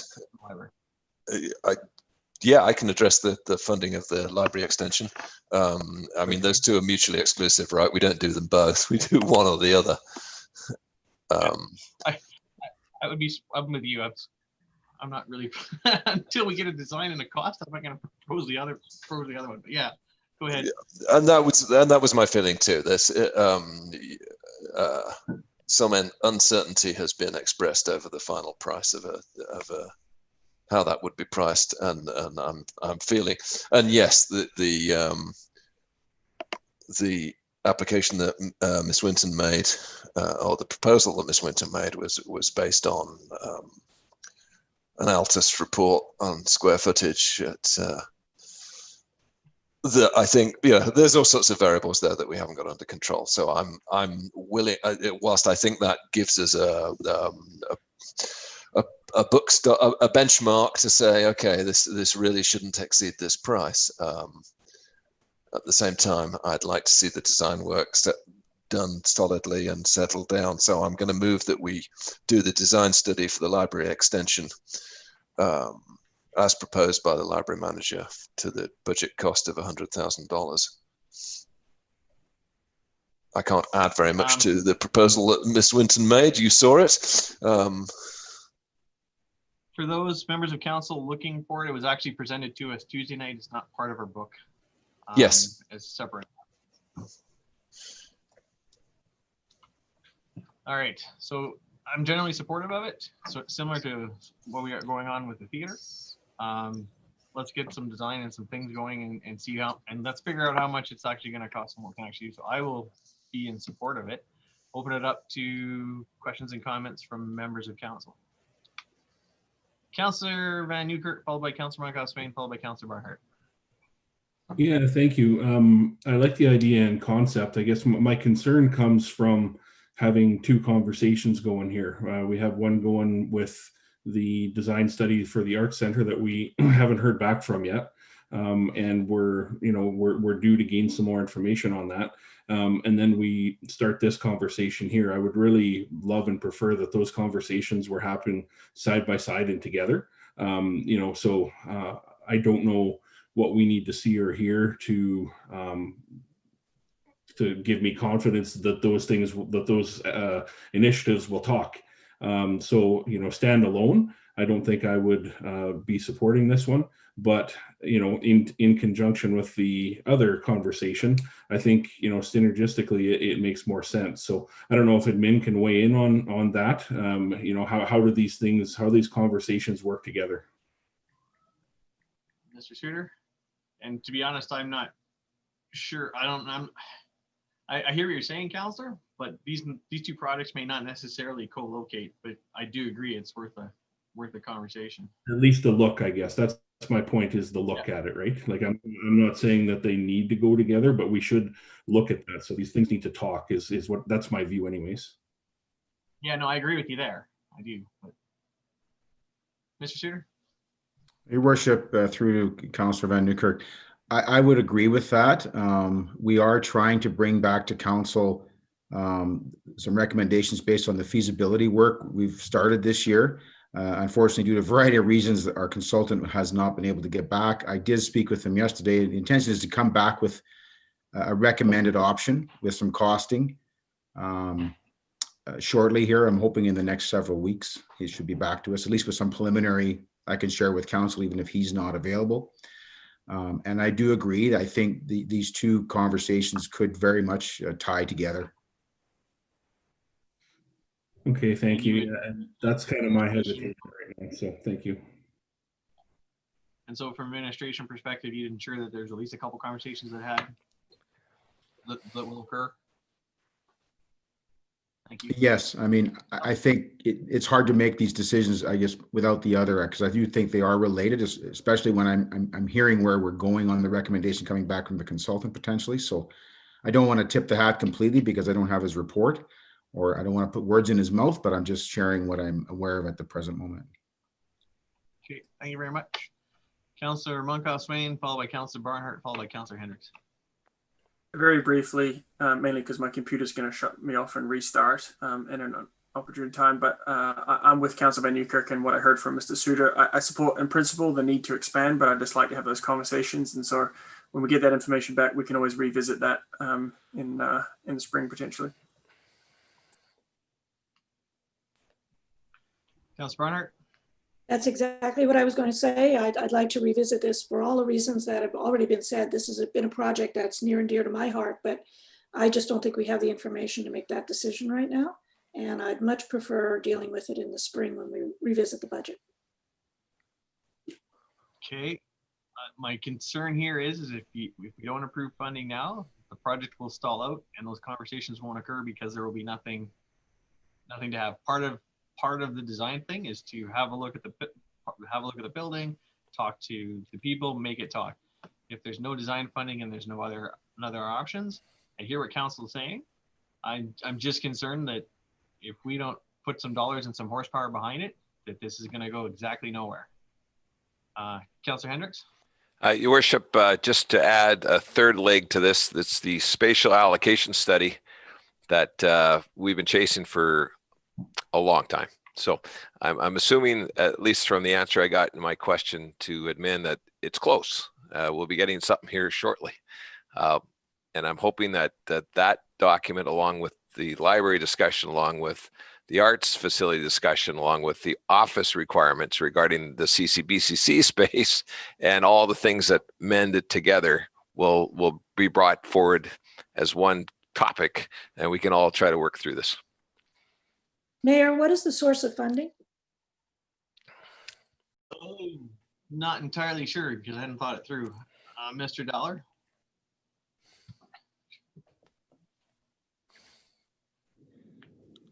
Yeah, thank you, Mr. Mayor. I would suggest that off the top, one obvious place to look for some funding would be through reserves, and there is a building renewal reserve specifically dedicated to the library building, which currently has about $200,000 in it. So that's probably the first place I would suggest. Okay.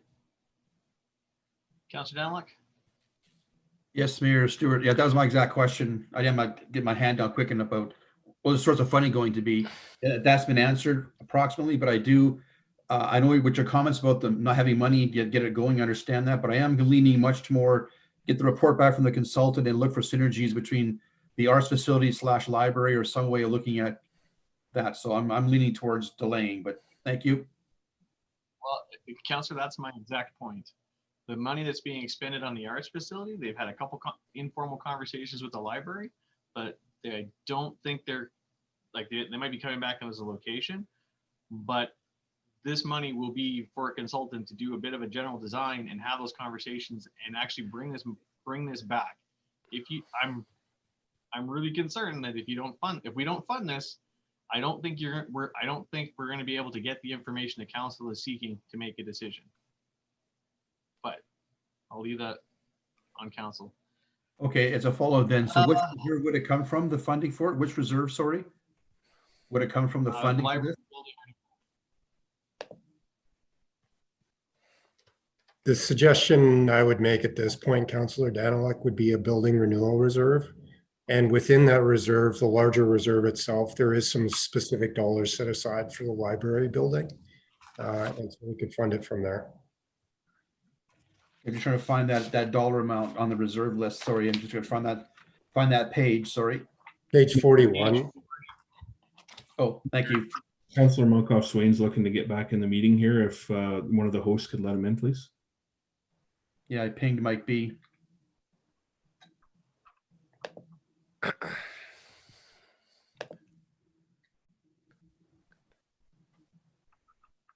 Okay.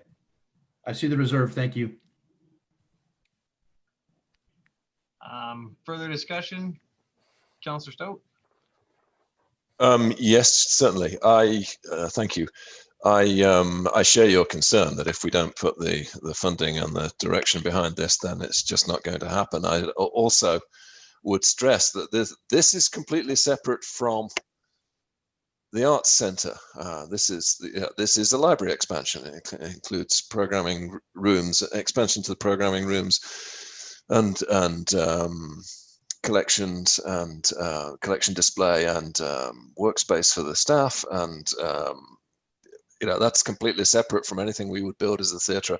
So I think it needs to be separated. If the two projects can then be combined, if there are opportunities for synergies, then yeah, that's great. I'd support that.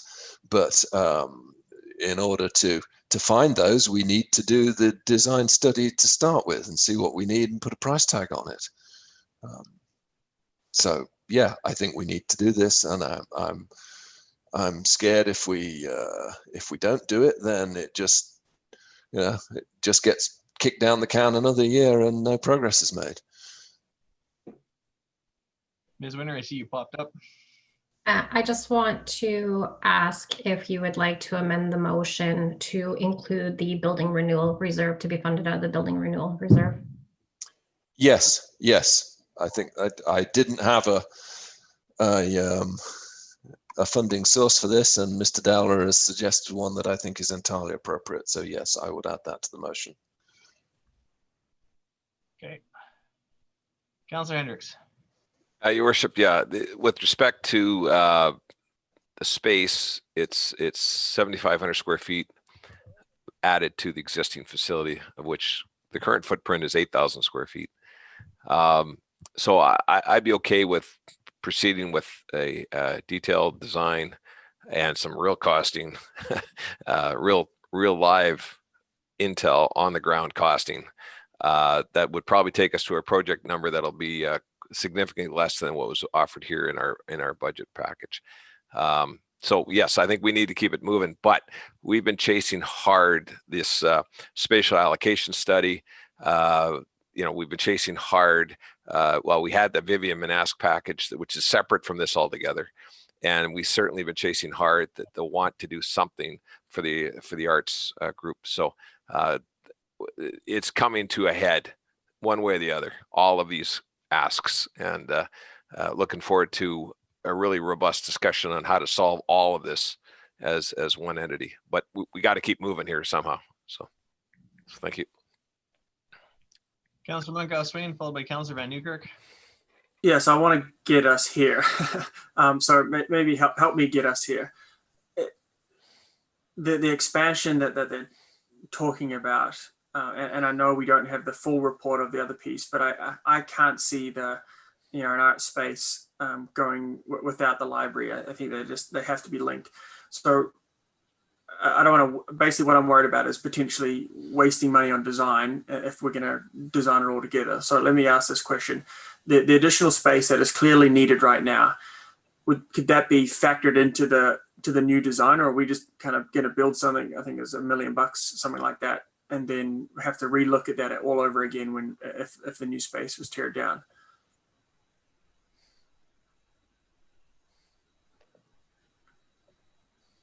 Suitor, and I got a couple thoughts.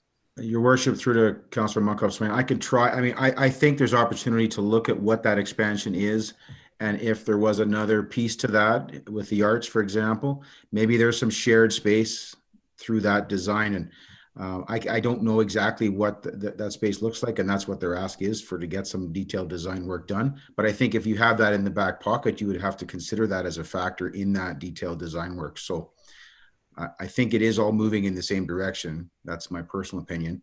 Yeah, and I take what Councillor Stout had to say to heart in terms of, if we don't do it here, then other priorities are going to come up, and hey, look, we're at budget again next year, and let's ask for this again. So I think I know the library needs the space, so I think I will support this motion to get it over the line here, and I want to just, without directing you, just consider how this is all going to play out. And I think you've heard what we need to say here, how this is going to work with the art study and all that sort of stuff, and if there can be some synergies there. So I'm good to move this forward. Thank you. Councillor Van Newkirk, followed by Councillor Danlock, followed by Councillor Hendricks, and then we'll wrap up debate, I think. Yeah, like I said off the hop, if we had this information, it makes it a slam dunk for me. Mr. Suter, from what you know and what you've seen, does a library expansion all of a sudden trigger the parking lot as well? I know the administration has looked at the parking lot, and it was there and then it was gone in a previous budget. There's no secret that that parking lot needs some expansion, but the question for me is, how do we make sure that these studies talk and they don't go side by side? The mayor said loud and clear 2 years ago or 3 years ago now that we had study after study after study. We were waiting for master plans, we were waiting for plans, we were waiting for that. We have all those tools now, but we still have these. It feels to me like we still have two conversations that are potentially going to happen side by side. And if my hands can go like this and those conversations to come together, I want to be there. How do we make sure we're there with this, and that we don't have a plan that lands over here and a plan that lands over here, and then we have to go and push them together again? Through your worship to Councillor Van Newkirk, that's the role, administration's role as well with the library, to keep the communication going on that front. We have done that in the background up till this week. So I do see where we need to go, and I think both sides do. So that's what we're doing, to answer it in a short answer. Yeah, and then just on the parking lot, like, how dusty is your crystal ball there? Yeah, I think that was proposed a couple of years, maybe last year's budget, and then was removed. I can't remember with the details. Yeah. But definitely capacity to expand that parking. And if whatever the future holds, whatever way it goes, there's definitely going to be a need for that, I would say. Yeah, and there is space there to do that. For sure. And the designers are going to tell us that, right? So yeah, thank you. Okay, thank you. Well, that parking lot needs to be done regardless of whether or not we expand the library, because it's at capacity, and it's just, as far as I know, in conversations that I've had over the years, that it keeps getting deemed a nice to have because we can live with it. But sooner or later, especially if we do these expansions, that parking lot's going to have to get done. Councillor Danlock, followed by Councillor Hendricks. Thank you, Mayor Stewart. I'm trying to get there as well too on this particular motion. I just have a question, just to not make things muddy the waters at all. I respect the comments about if you don't allocate the money, it won't happen. I understand that, but we're missing information too somewhat in this conversation, as we outlined already in the discussion. Because this is coming from reserve, and I have money allocated in the library renewal reserve on page 41. This allocation of monies will not affect the tax increase or the zero increase in any way or form. Could we not wait till January, get the report back from the consultant on the arts thing, and still make a motion in January to spend the $100,000 on the design for the library at that time, coming from the same reserve? It won't affect anything on our procedure, or will it? Just asking that question. From a procedural point of view, we could do exactly that. But my point here is, and I'm really kind of concerned that council is trying to drive the arts project into the library project. And while I'm happy that, and I'm very, very cognizant of the desire of council for the arts facility and the library to do something together, and I think that's good, but we've already heard from the arts facility that we've looked at the CCBCC, we've looked at putting it at the new school, we've looked at putting it between the library. It could very well be, by the time we're done, these wind up two separate projects. And I think the library has to have the resources to be able to defend some of its position and be able to negotiate in good faith while these design questions are going on. And so in one respect, I get how council wants these conversations to marry. In another respect, they have to have the ability to pull their weight in these conversations. And so I don't know what waiting for the arts thing would do for the library, is my only comment there. Okay, thank you. Councillor Hendricks? Your worship, for me, it's just the reality of where we are with this term. This is our last budget. So last shot to get some money in to get things done that way. And we certainly have been talking the whole the entire term about straightening out some of these issues relative to spatial requirements and all the rest. That's why we really push for a spatial allocation study to see if we can think out of the box. Where can we go with it? What could be done? Do we move the town office? What do we do with the CCBCC? How do we handle the the whole arts program? we've thrown all sorts of data and stuff at that. And of course, the library's been chasing us for a while now to get something done. So I think council wants to get something done. This needs to get in front of us as a synergized discussion, bring all these pieces in, and let's get this done, because I mean, October's not that far away. And then, it'll be a restart with a new council on this entire discussion, right? And I don't think it's fair to the groups that have been pushing us this whole term to wait for yet another council with maybe a whole other agenda. And that's why it cycles the way it does. Things don't get done. So that way, as a result. So I would say we got to force this process. We got to set a date. Let's say, second week in January, all this intel comes to a council, COTW, whatever. And, we will then at least have the ability to answer the questions. Because right now we've got it out there. We've asked, we need to bring it in and have a conversation. I'm in favor of doing something for the library. This is our last shot at helping them financially. Let's get something on the table, at least force that process to get started. But if we don't do anything, we'll have done nothing. That's the problem I'm having with all this, given that we're timed out here. So, Councillor Stout, final comments, and then we're going to call this question. Thank you. Yes. I think you put it very well. One thing and I misspoke earlier. I'll correct something I said, which is that the library funding also includes, if I recall correctly from the presentation that the library manager gave us, was also for children's space and maker spaces, and all of which completely separate from any performing arts centre. And the part that I also want everybody to remember is that we've also had discussions as to where the Performing Arts Centre would go, whether it's a co-build with the Francophone School, whether it's an extension to the CCBCC, which actually would be my preference, or whether it's something that's co-located with the library in the space as was originally proposed by the Manask design. So yeah, again, reinforce that these are two separate things. Yes, we may be able to combine them, and yes, we need to look at the facilities, the space analysis of the facilities to see what the best options are. But until we have something, until we have some kind of design and specification, then none of these things can go forward. And so, yeah, I'd urge you to vote in favor of commencing this work, particularly as it's coming out of a reserve fund specifically for this purpose anyway. Very much. And I'm prepared to trust Mr. Suter to manage the synergies and to make sure that all of those things happen. So at this point, we'll call the question. All in favor?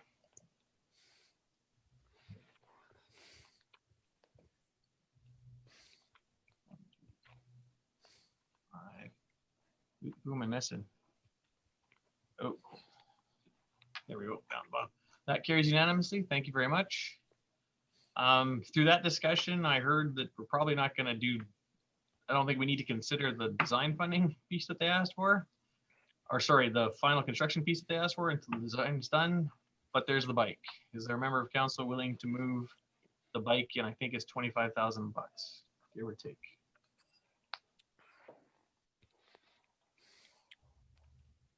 Councillor Van Newkirk.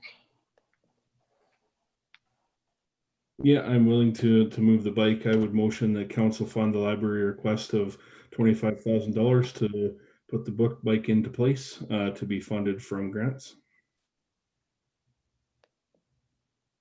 Okay, just a quick question to admin. We spent a bunch of grants. Do we have money in grants, or is a different funding source more appropriate? I'm all ears. Yeah. I believe Mr. DeBlanco has shared that we have approximately $160,000 left in grants, so there would be enough to cover the 25,000. Thank you. Thank you. Discussion on the motion, Councillor Stout. Thank you. Yeah, if there was ever a year to do this, I think it's this year.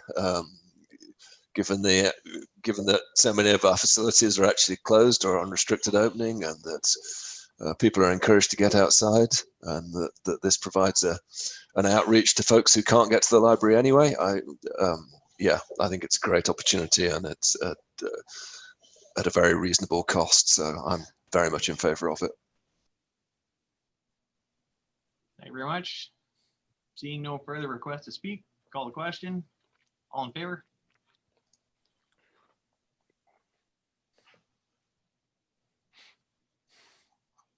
That carries unanimously, which brings us to two pieces of business. We'll hit Councillor Van Newkirk and that trail piece, followed by Councillor Barnhart's motion. And then I think we still have to look at, no, we did utilities. I think we're done. Okay, thank you. Would you like me to go with the trail piece then, Mayor? Yes, please. We'll do Councillor Barnhart's wrap-up motion dead last. Okay, this is another one of those motions where we throw a dart. I'm just not wanting to leave that trail not connected. So I would motion that council approve the trail connection from Forest Heights through the Glenbrae neighborhood west to the existing trail along the pipeline right away, to be funded from, and looking for direction from administration, please.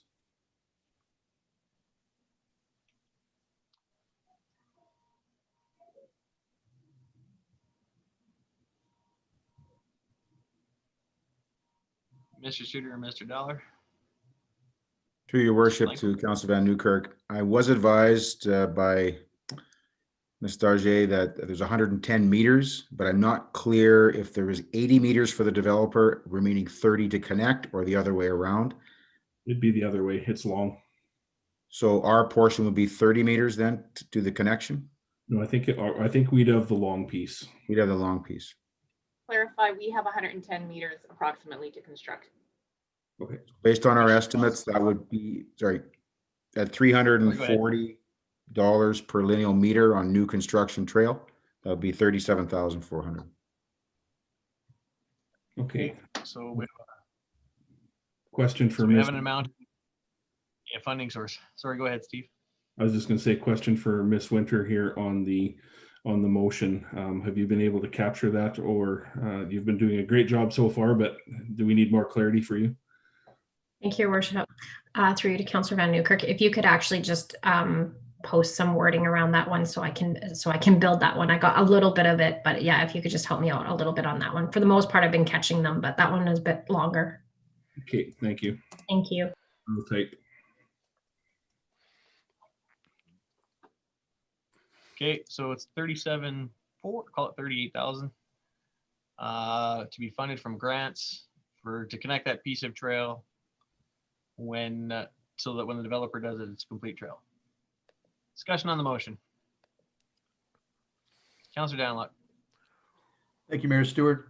Just a question to the overall trail situation. With this addition of Councillor Van Newkirk's motion to do this section of trail, Mr. Suter, with the earlier approval today of the project with the various trail additions in our community and this additional one from Councillor Van Newkirk, will we have a continuous trail system, or we still got some gaps anywhere else? Without putting too much on the spot, I'd like to support this motion, but will it get us very close to the goal line of having our trail system continuous? Through your worship to Councillor Danlock, thank you for putting me on the spot. I believe we're a lot closer this way, but I'm not going to say there's nothing left to do. There's certainly some other areas we still need to look at. This motion will give us a good chunk towards continuity. Thank you. It'll very definitely prevent us from falling further behind, if nothing else.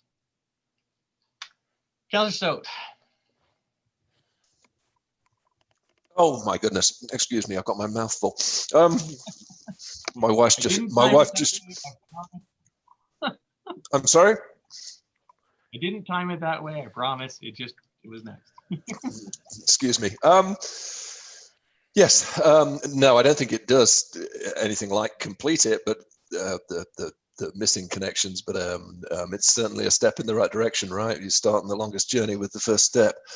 So so yeah, that's a gap in the it connects Forest Heights properly with Glenbrae Meadows, and then on all the way up to Saint Vital. In fact, so yeah, it's a key missing component, and if we don't construct it, if we didn't do this, as discussed, there is the developers have just cut a section through a piece of wooded land that will be a trail that will end just in a ditch, as far as I can tell. So yeah, it's a important component, and it's long awaited, I can assure you. I was going to ask this question. There is a ditch there. I believe it's a drainage ditch. Does the proposal include some kind of ramp, or I would assume a bridge, because a ramp would block the drainage ditch?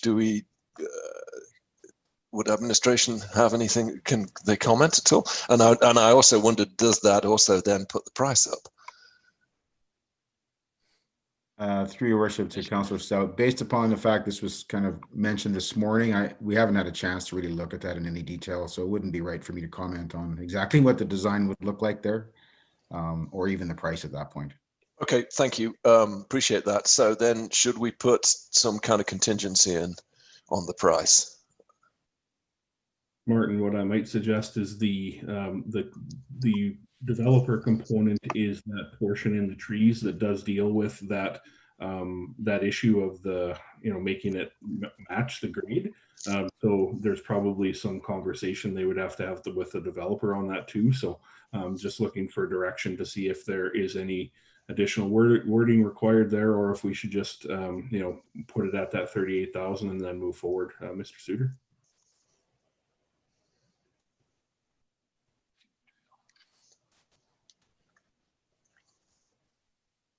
I would recommend just leaving at 38,000. There's enough room, I think, on all those trail connections that we might be able to sort out a short span there, whatever it is. Thank you. Thank you. Okay. All right, seeing no further requests to speak, call a question. All in favor?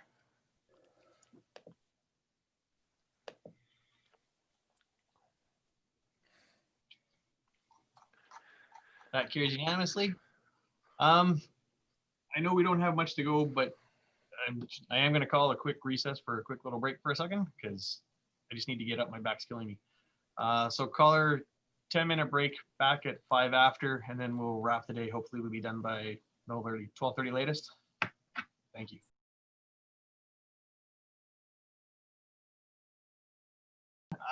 Appreciate council's indulgence for taking a brief break there. Appreciate it. We have one more motion that we now have to pick off the table. It's Councillor Barnhart's motion, and I'll repeat it for posterity and then post it back into the chat for Shalane. Moved by Councillor Barnhart that council direct administration to achieve a 0% tax increase in the 2021 budget by increase in revenues or reduction in expenditures for 33,600 with no impact to current service levels or fees. So great motion, comes out of the operational budget. I'm really happy that we got down to, if this motion passes, we'll get to a 0, which I think is something our community sorely needs. I also think that I appreciate the work of council to get there, and hope that council will support this motion. But Councilor Barnhart, I think I may have stole a bit of your thunder, but it is your motion, so I will let you speak to it. No, thank you very much. I couldn't think of a better thing to try to do this year than to work as hard as possible, which all of council has done, and the administration has been fantastic in looking at their efficiencies and ways to continue to be effective. I don't know where we're at since last night. I would appreciate it if Mr. Dowler or Mr. Swerves could update us on that list again, because I didn't take a copy of it. We were close, but I don't think we had gotten to the point yet where we have 0. So my hope is that perhaps there's a rounding error somewhere, and we could say that we have made it to 0%. But, oh, that's really small. Can you make that bigger, Mr. Dowler? There you go. Thank you.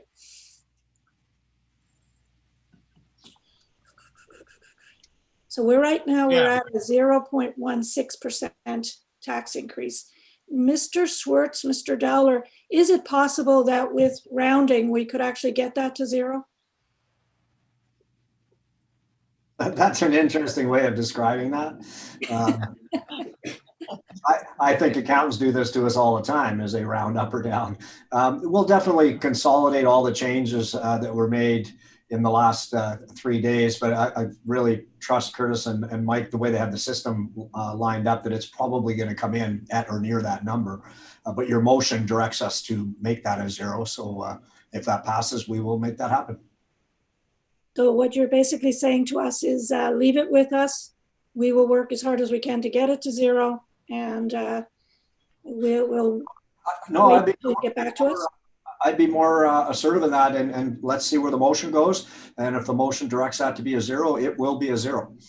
Oh, okay.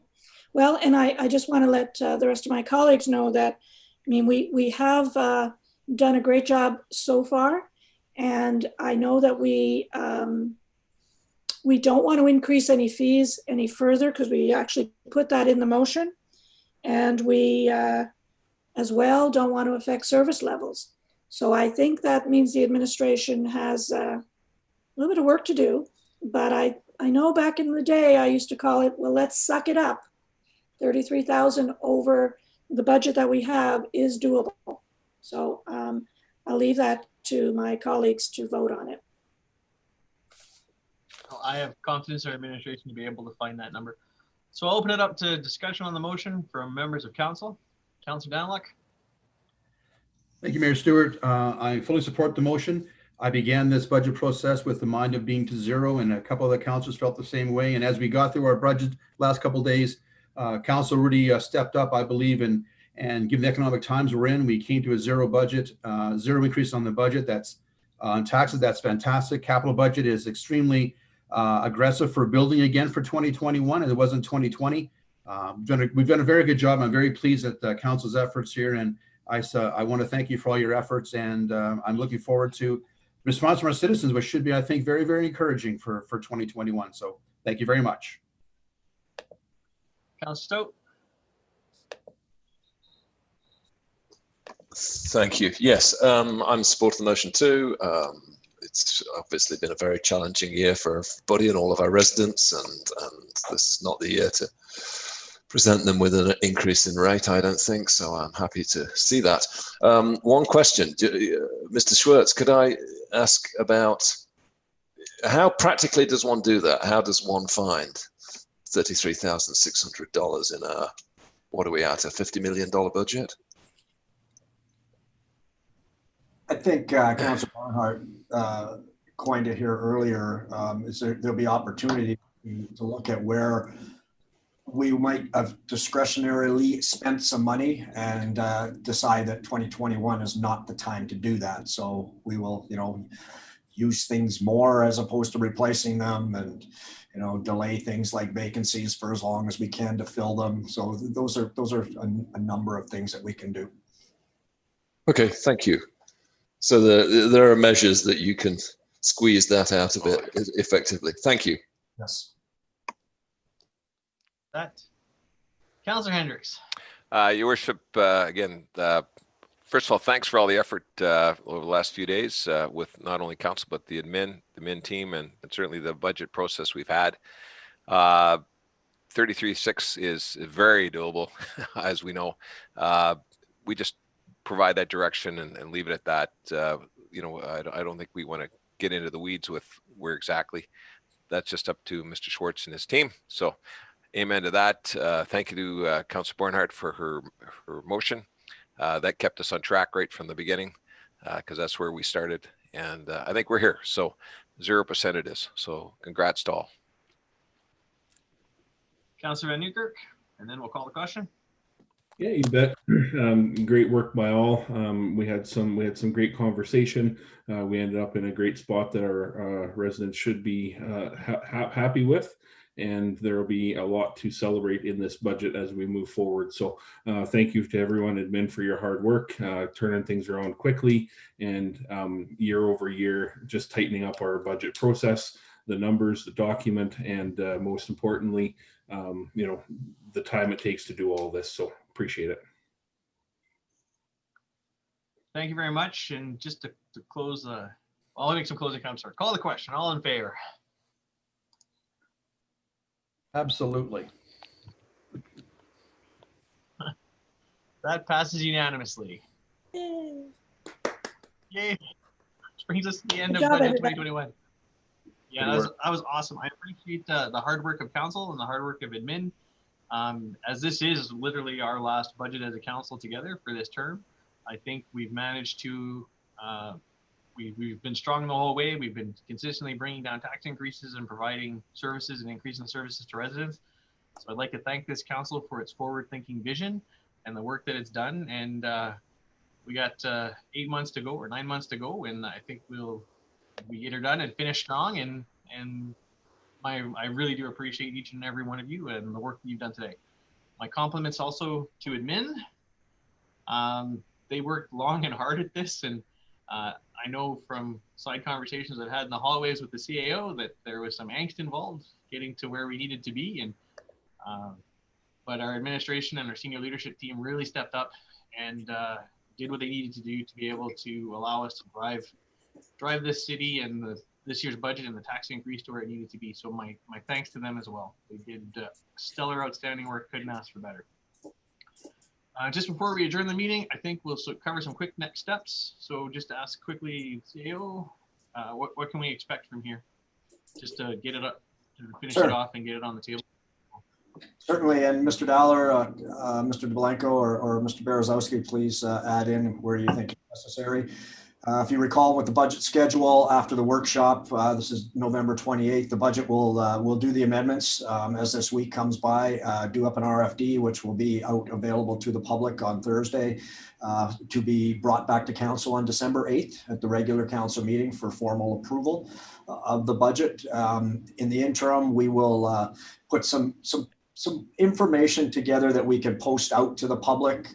We're at the informed stage of this process, so it's more to highlight what the council and administration is proposing in the 2021 budget and some of the significant changes. So we'll get some of those posts out during the week while we consolidate everything, and this will all wrap up on December 8th at the regular council meeting. Appreciate that. Once again, thank you very much to members of council. So won't take any more of your time this weekend. Appreciate it. It's sunny, it's shining. Let's get out and have some fun. And let's draw this workshop to a close. Meeting is adjourned. Thank you very much. Thanks, everybody. Have a good day. Very well.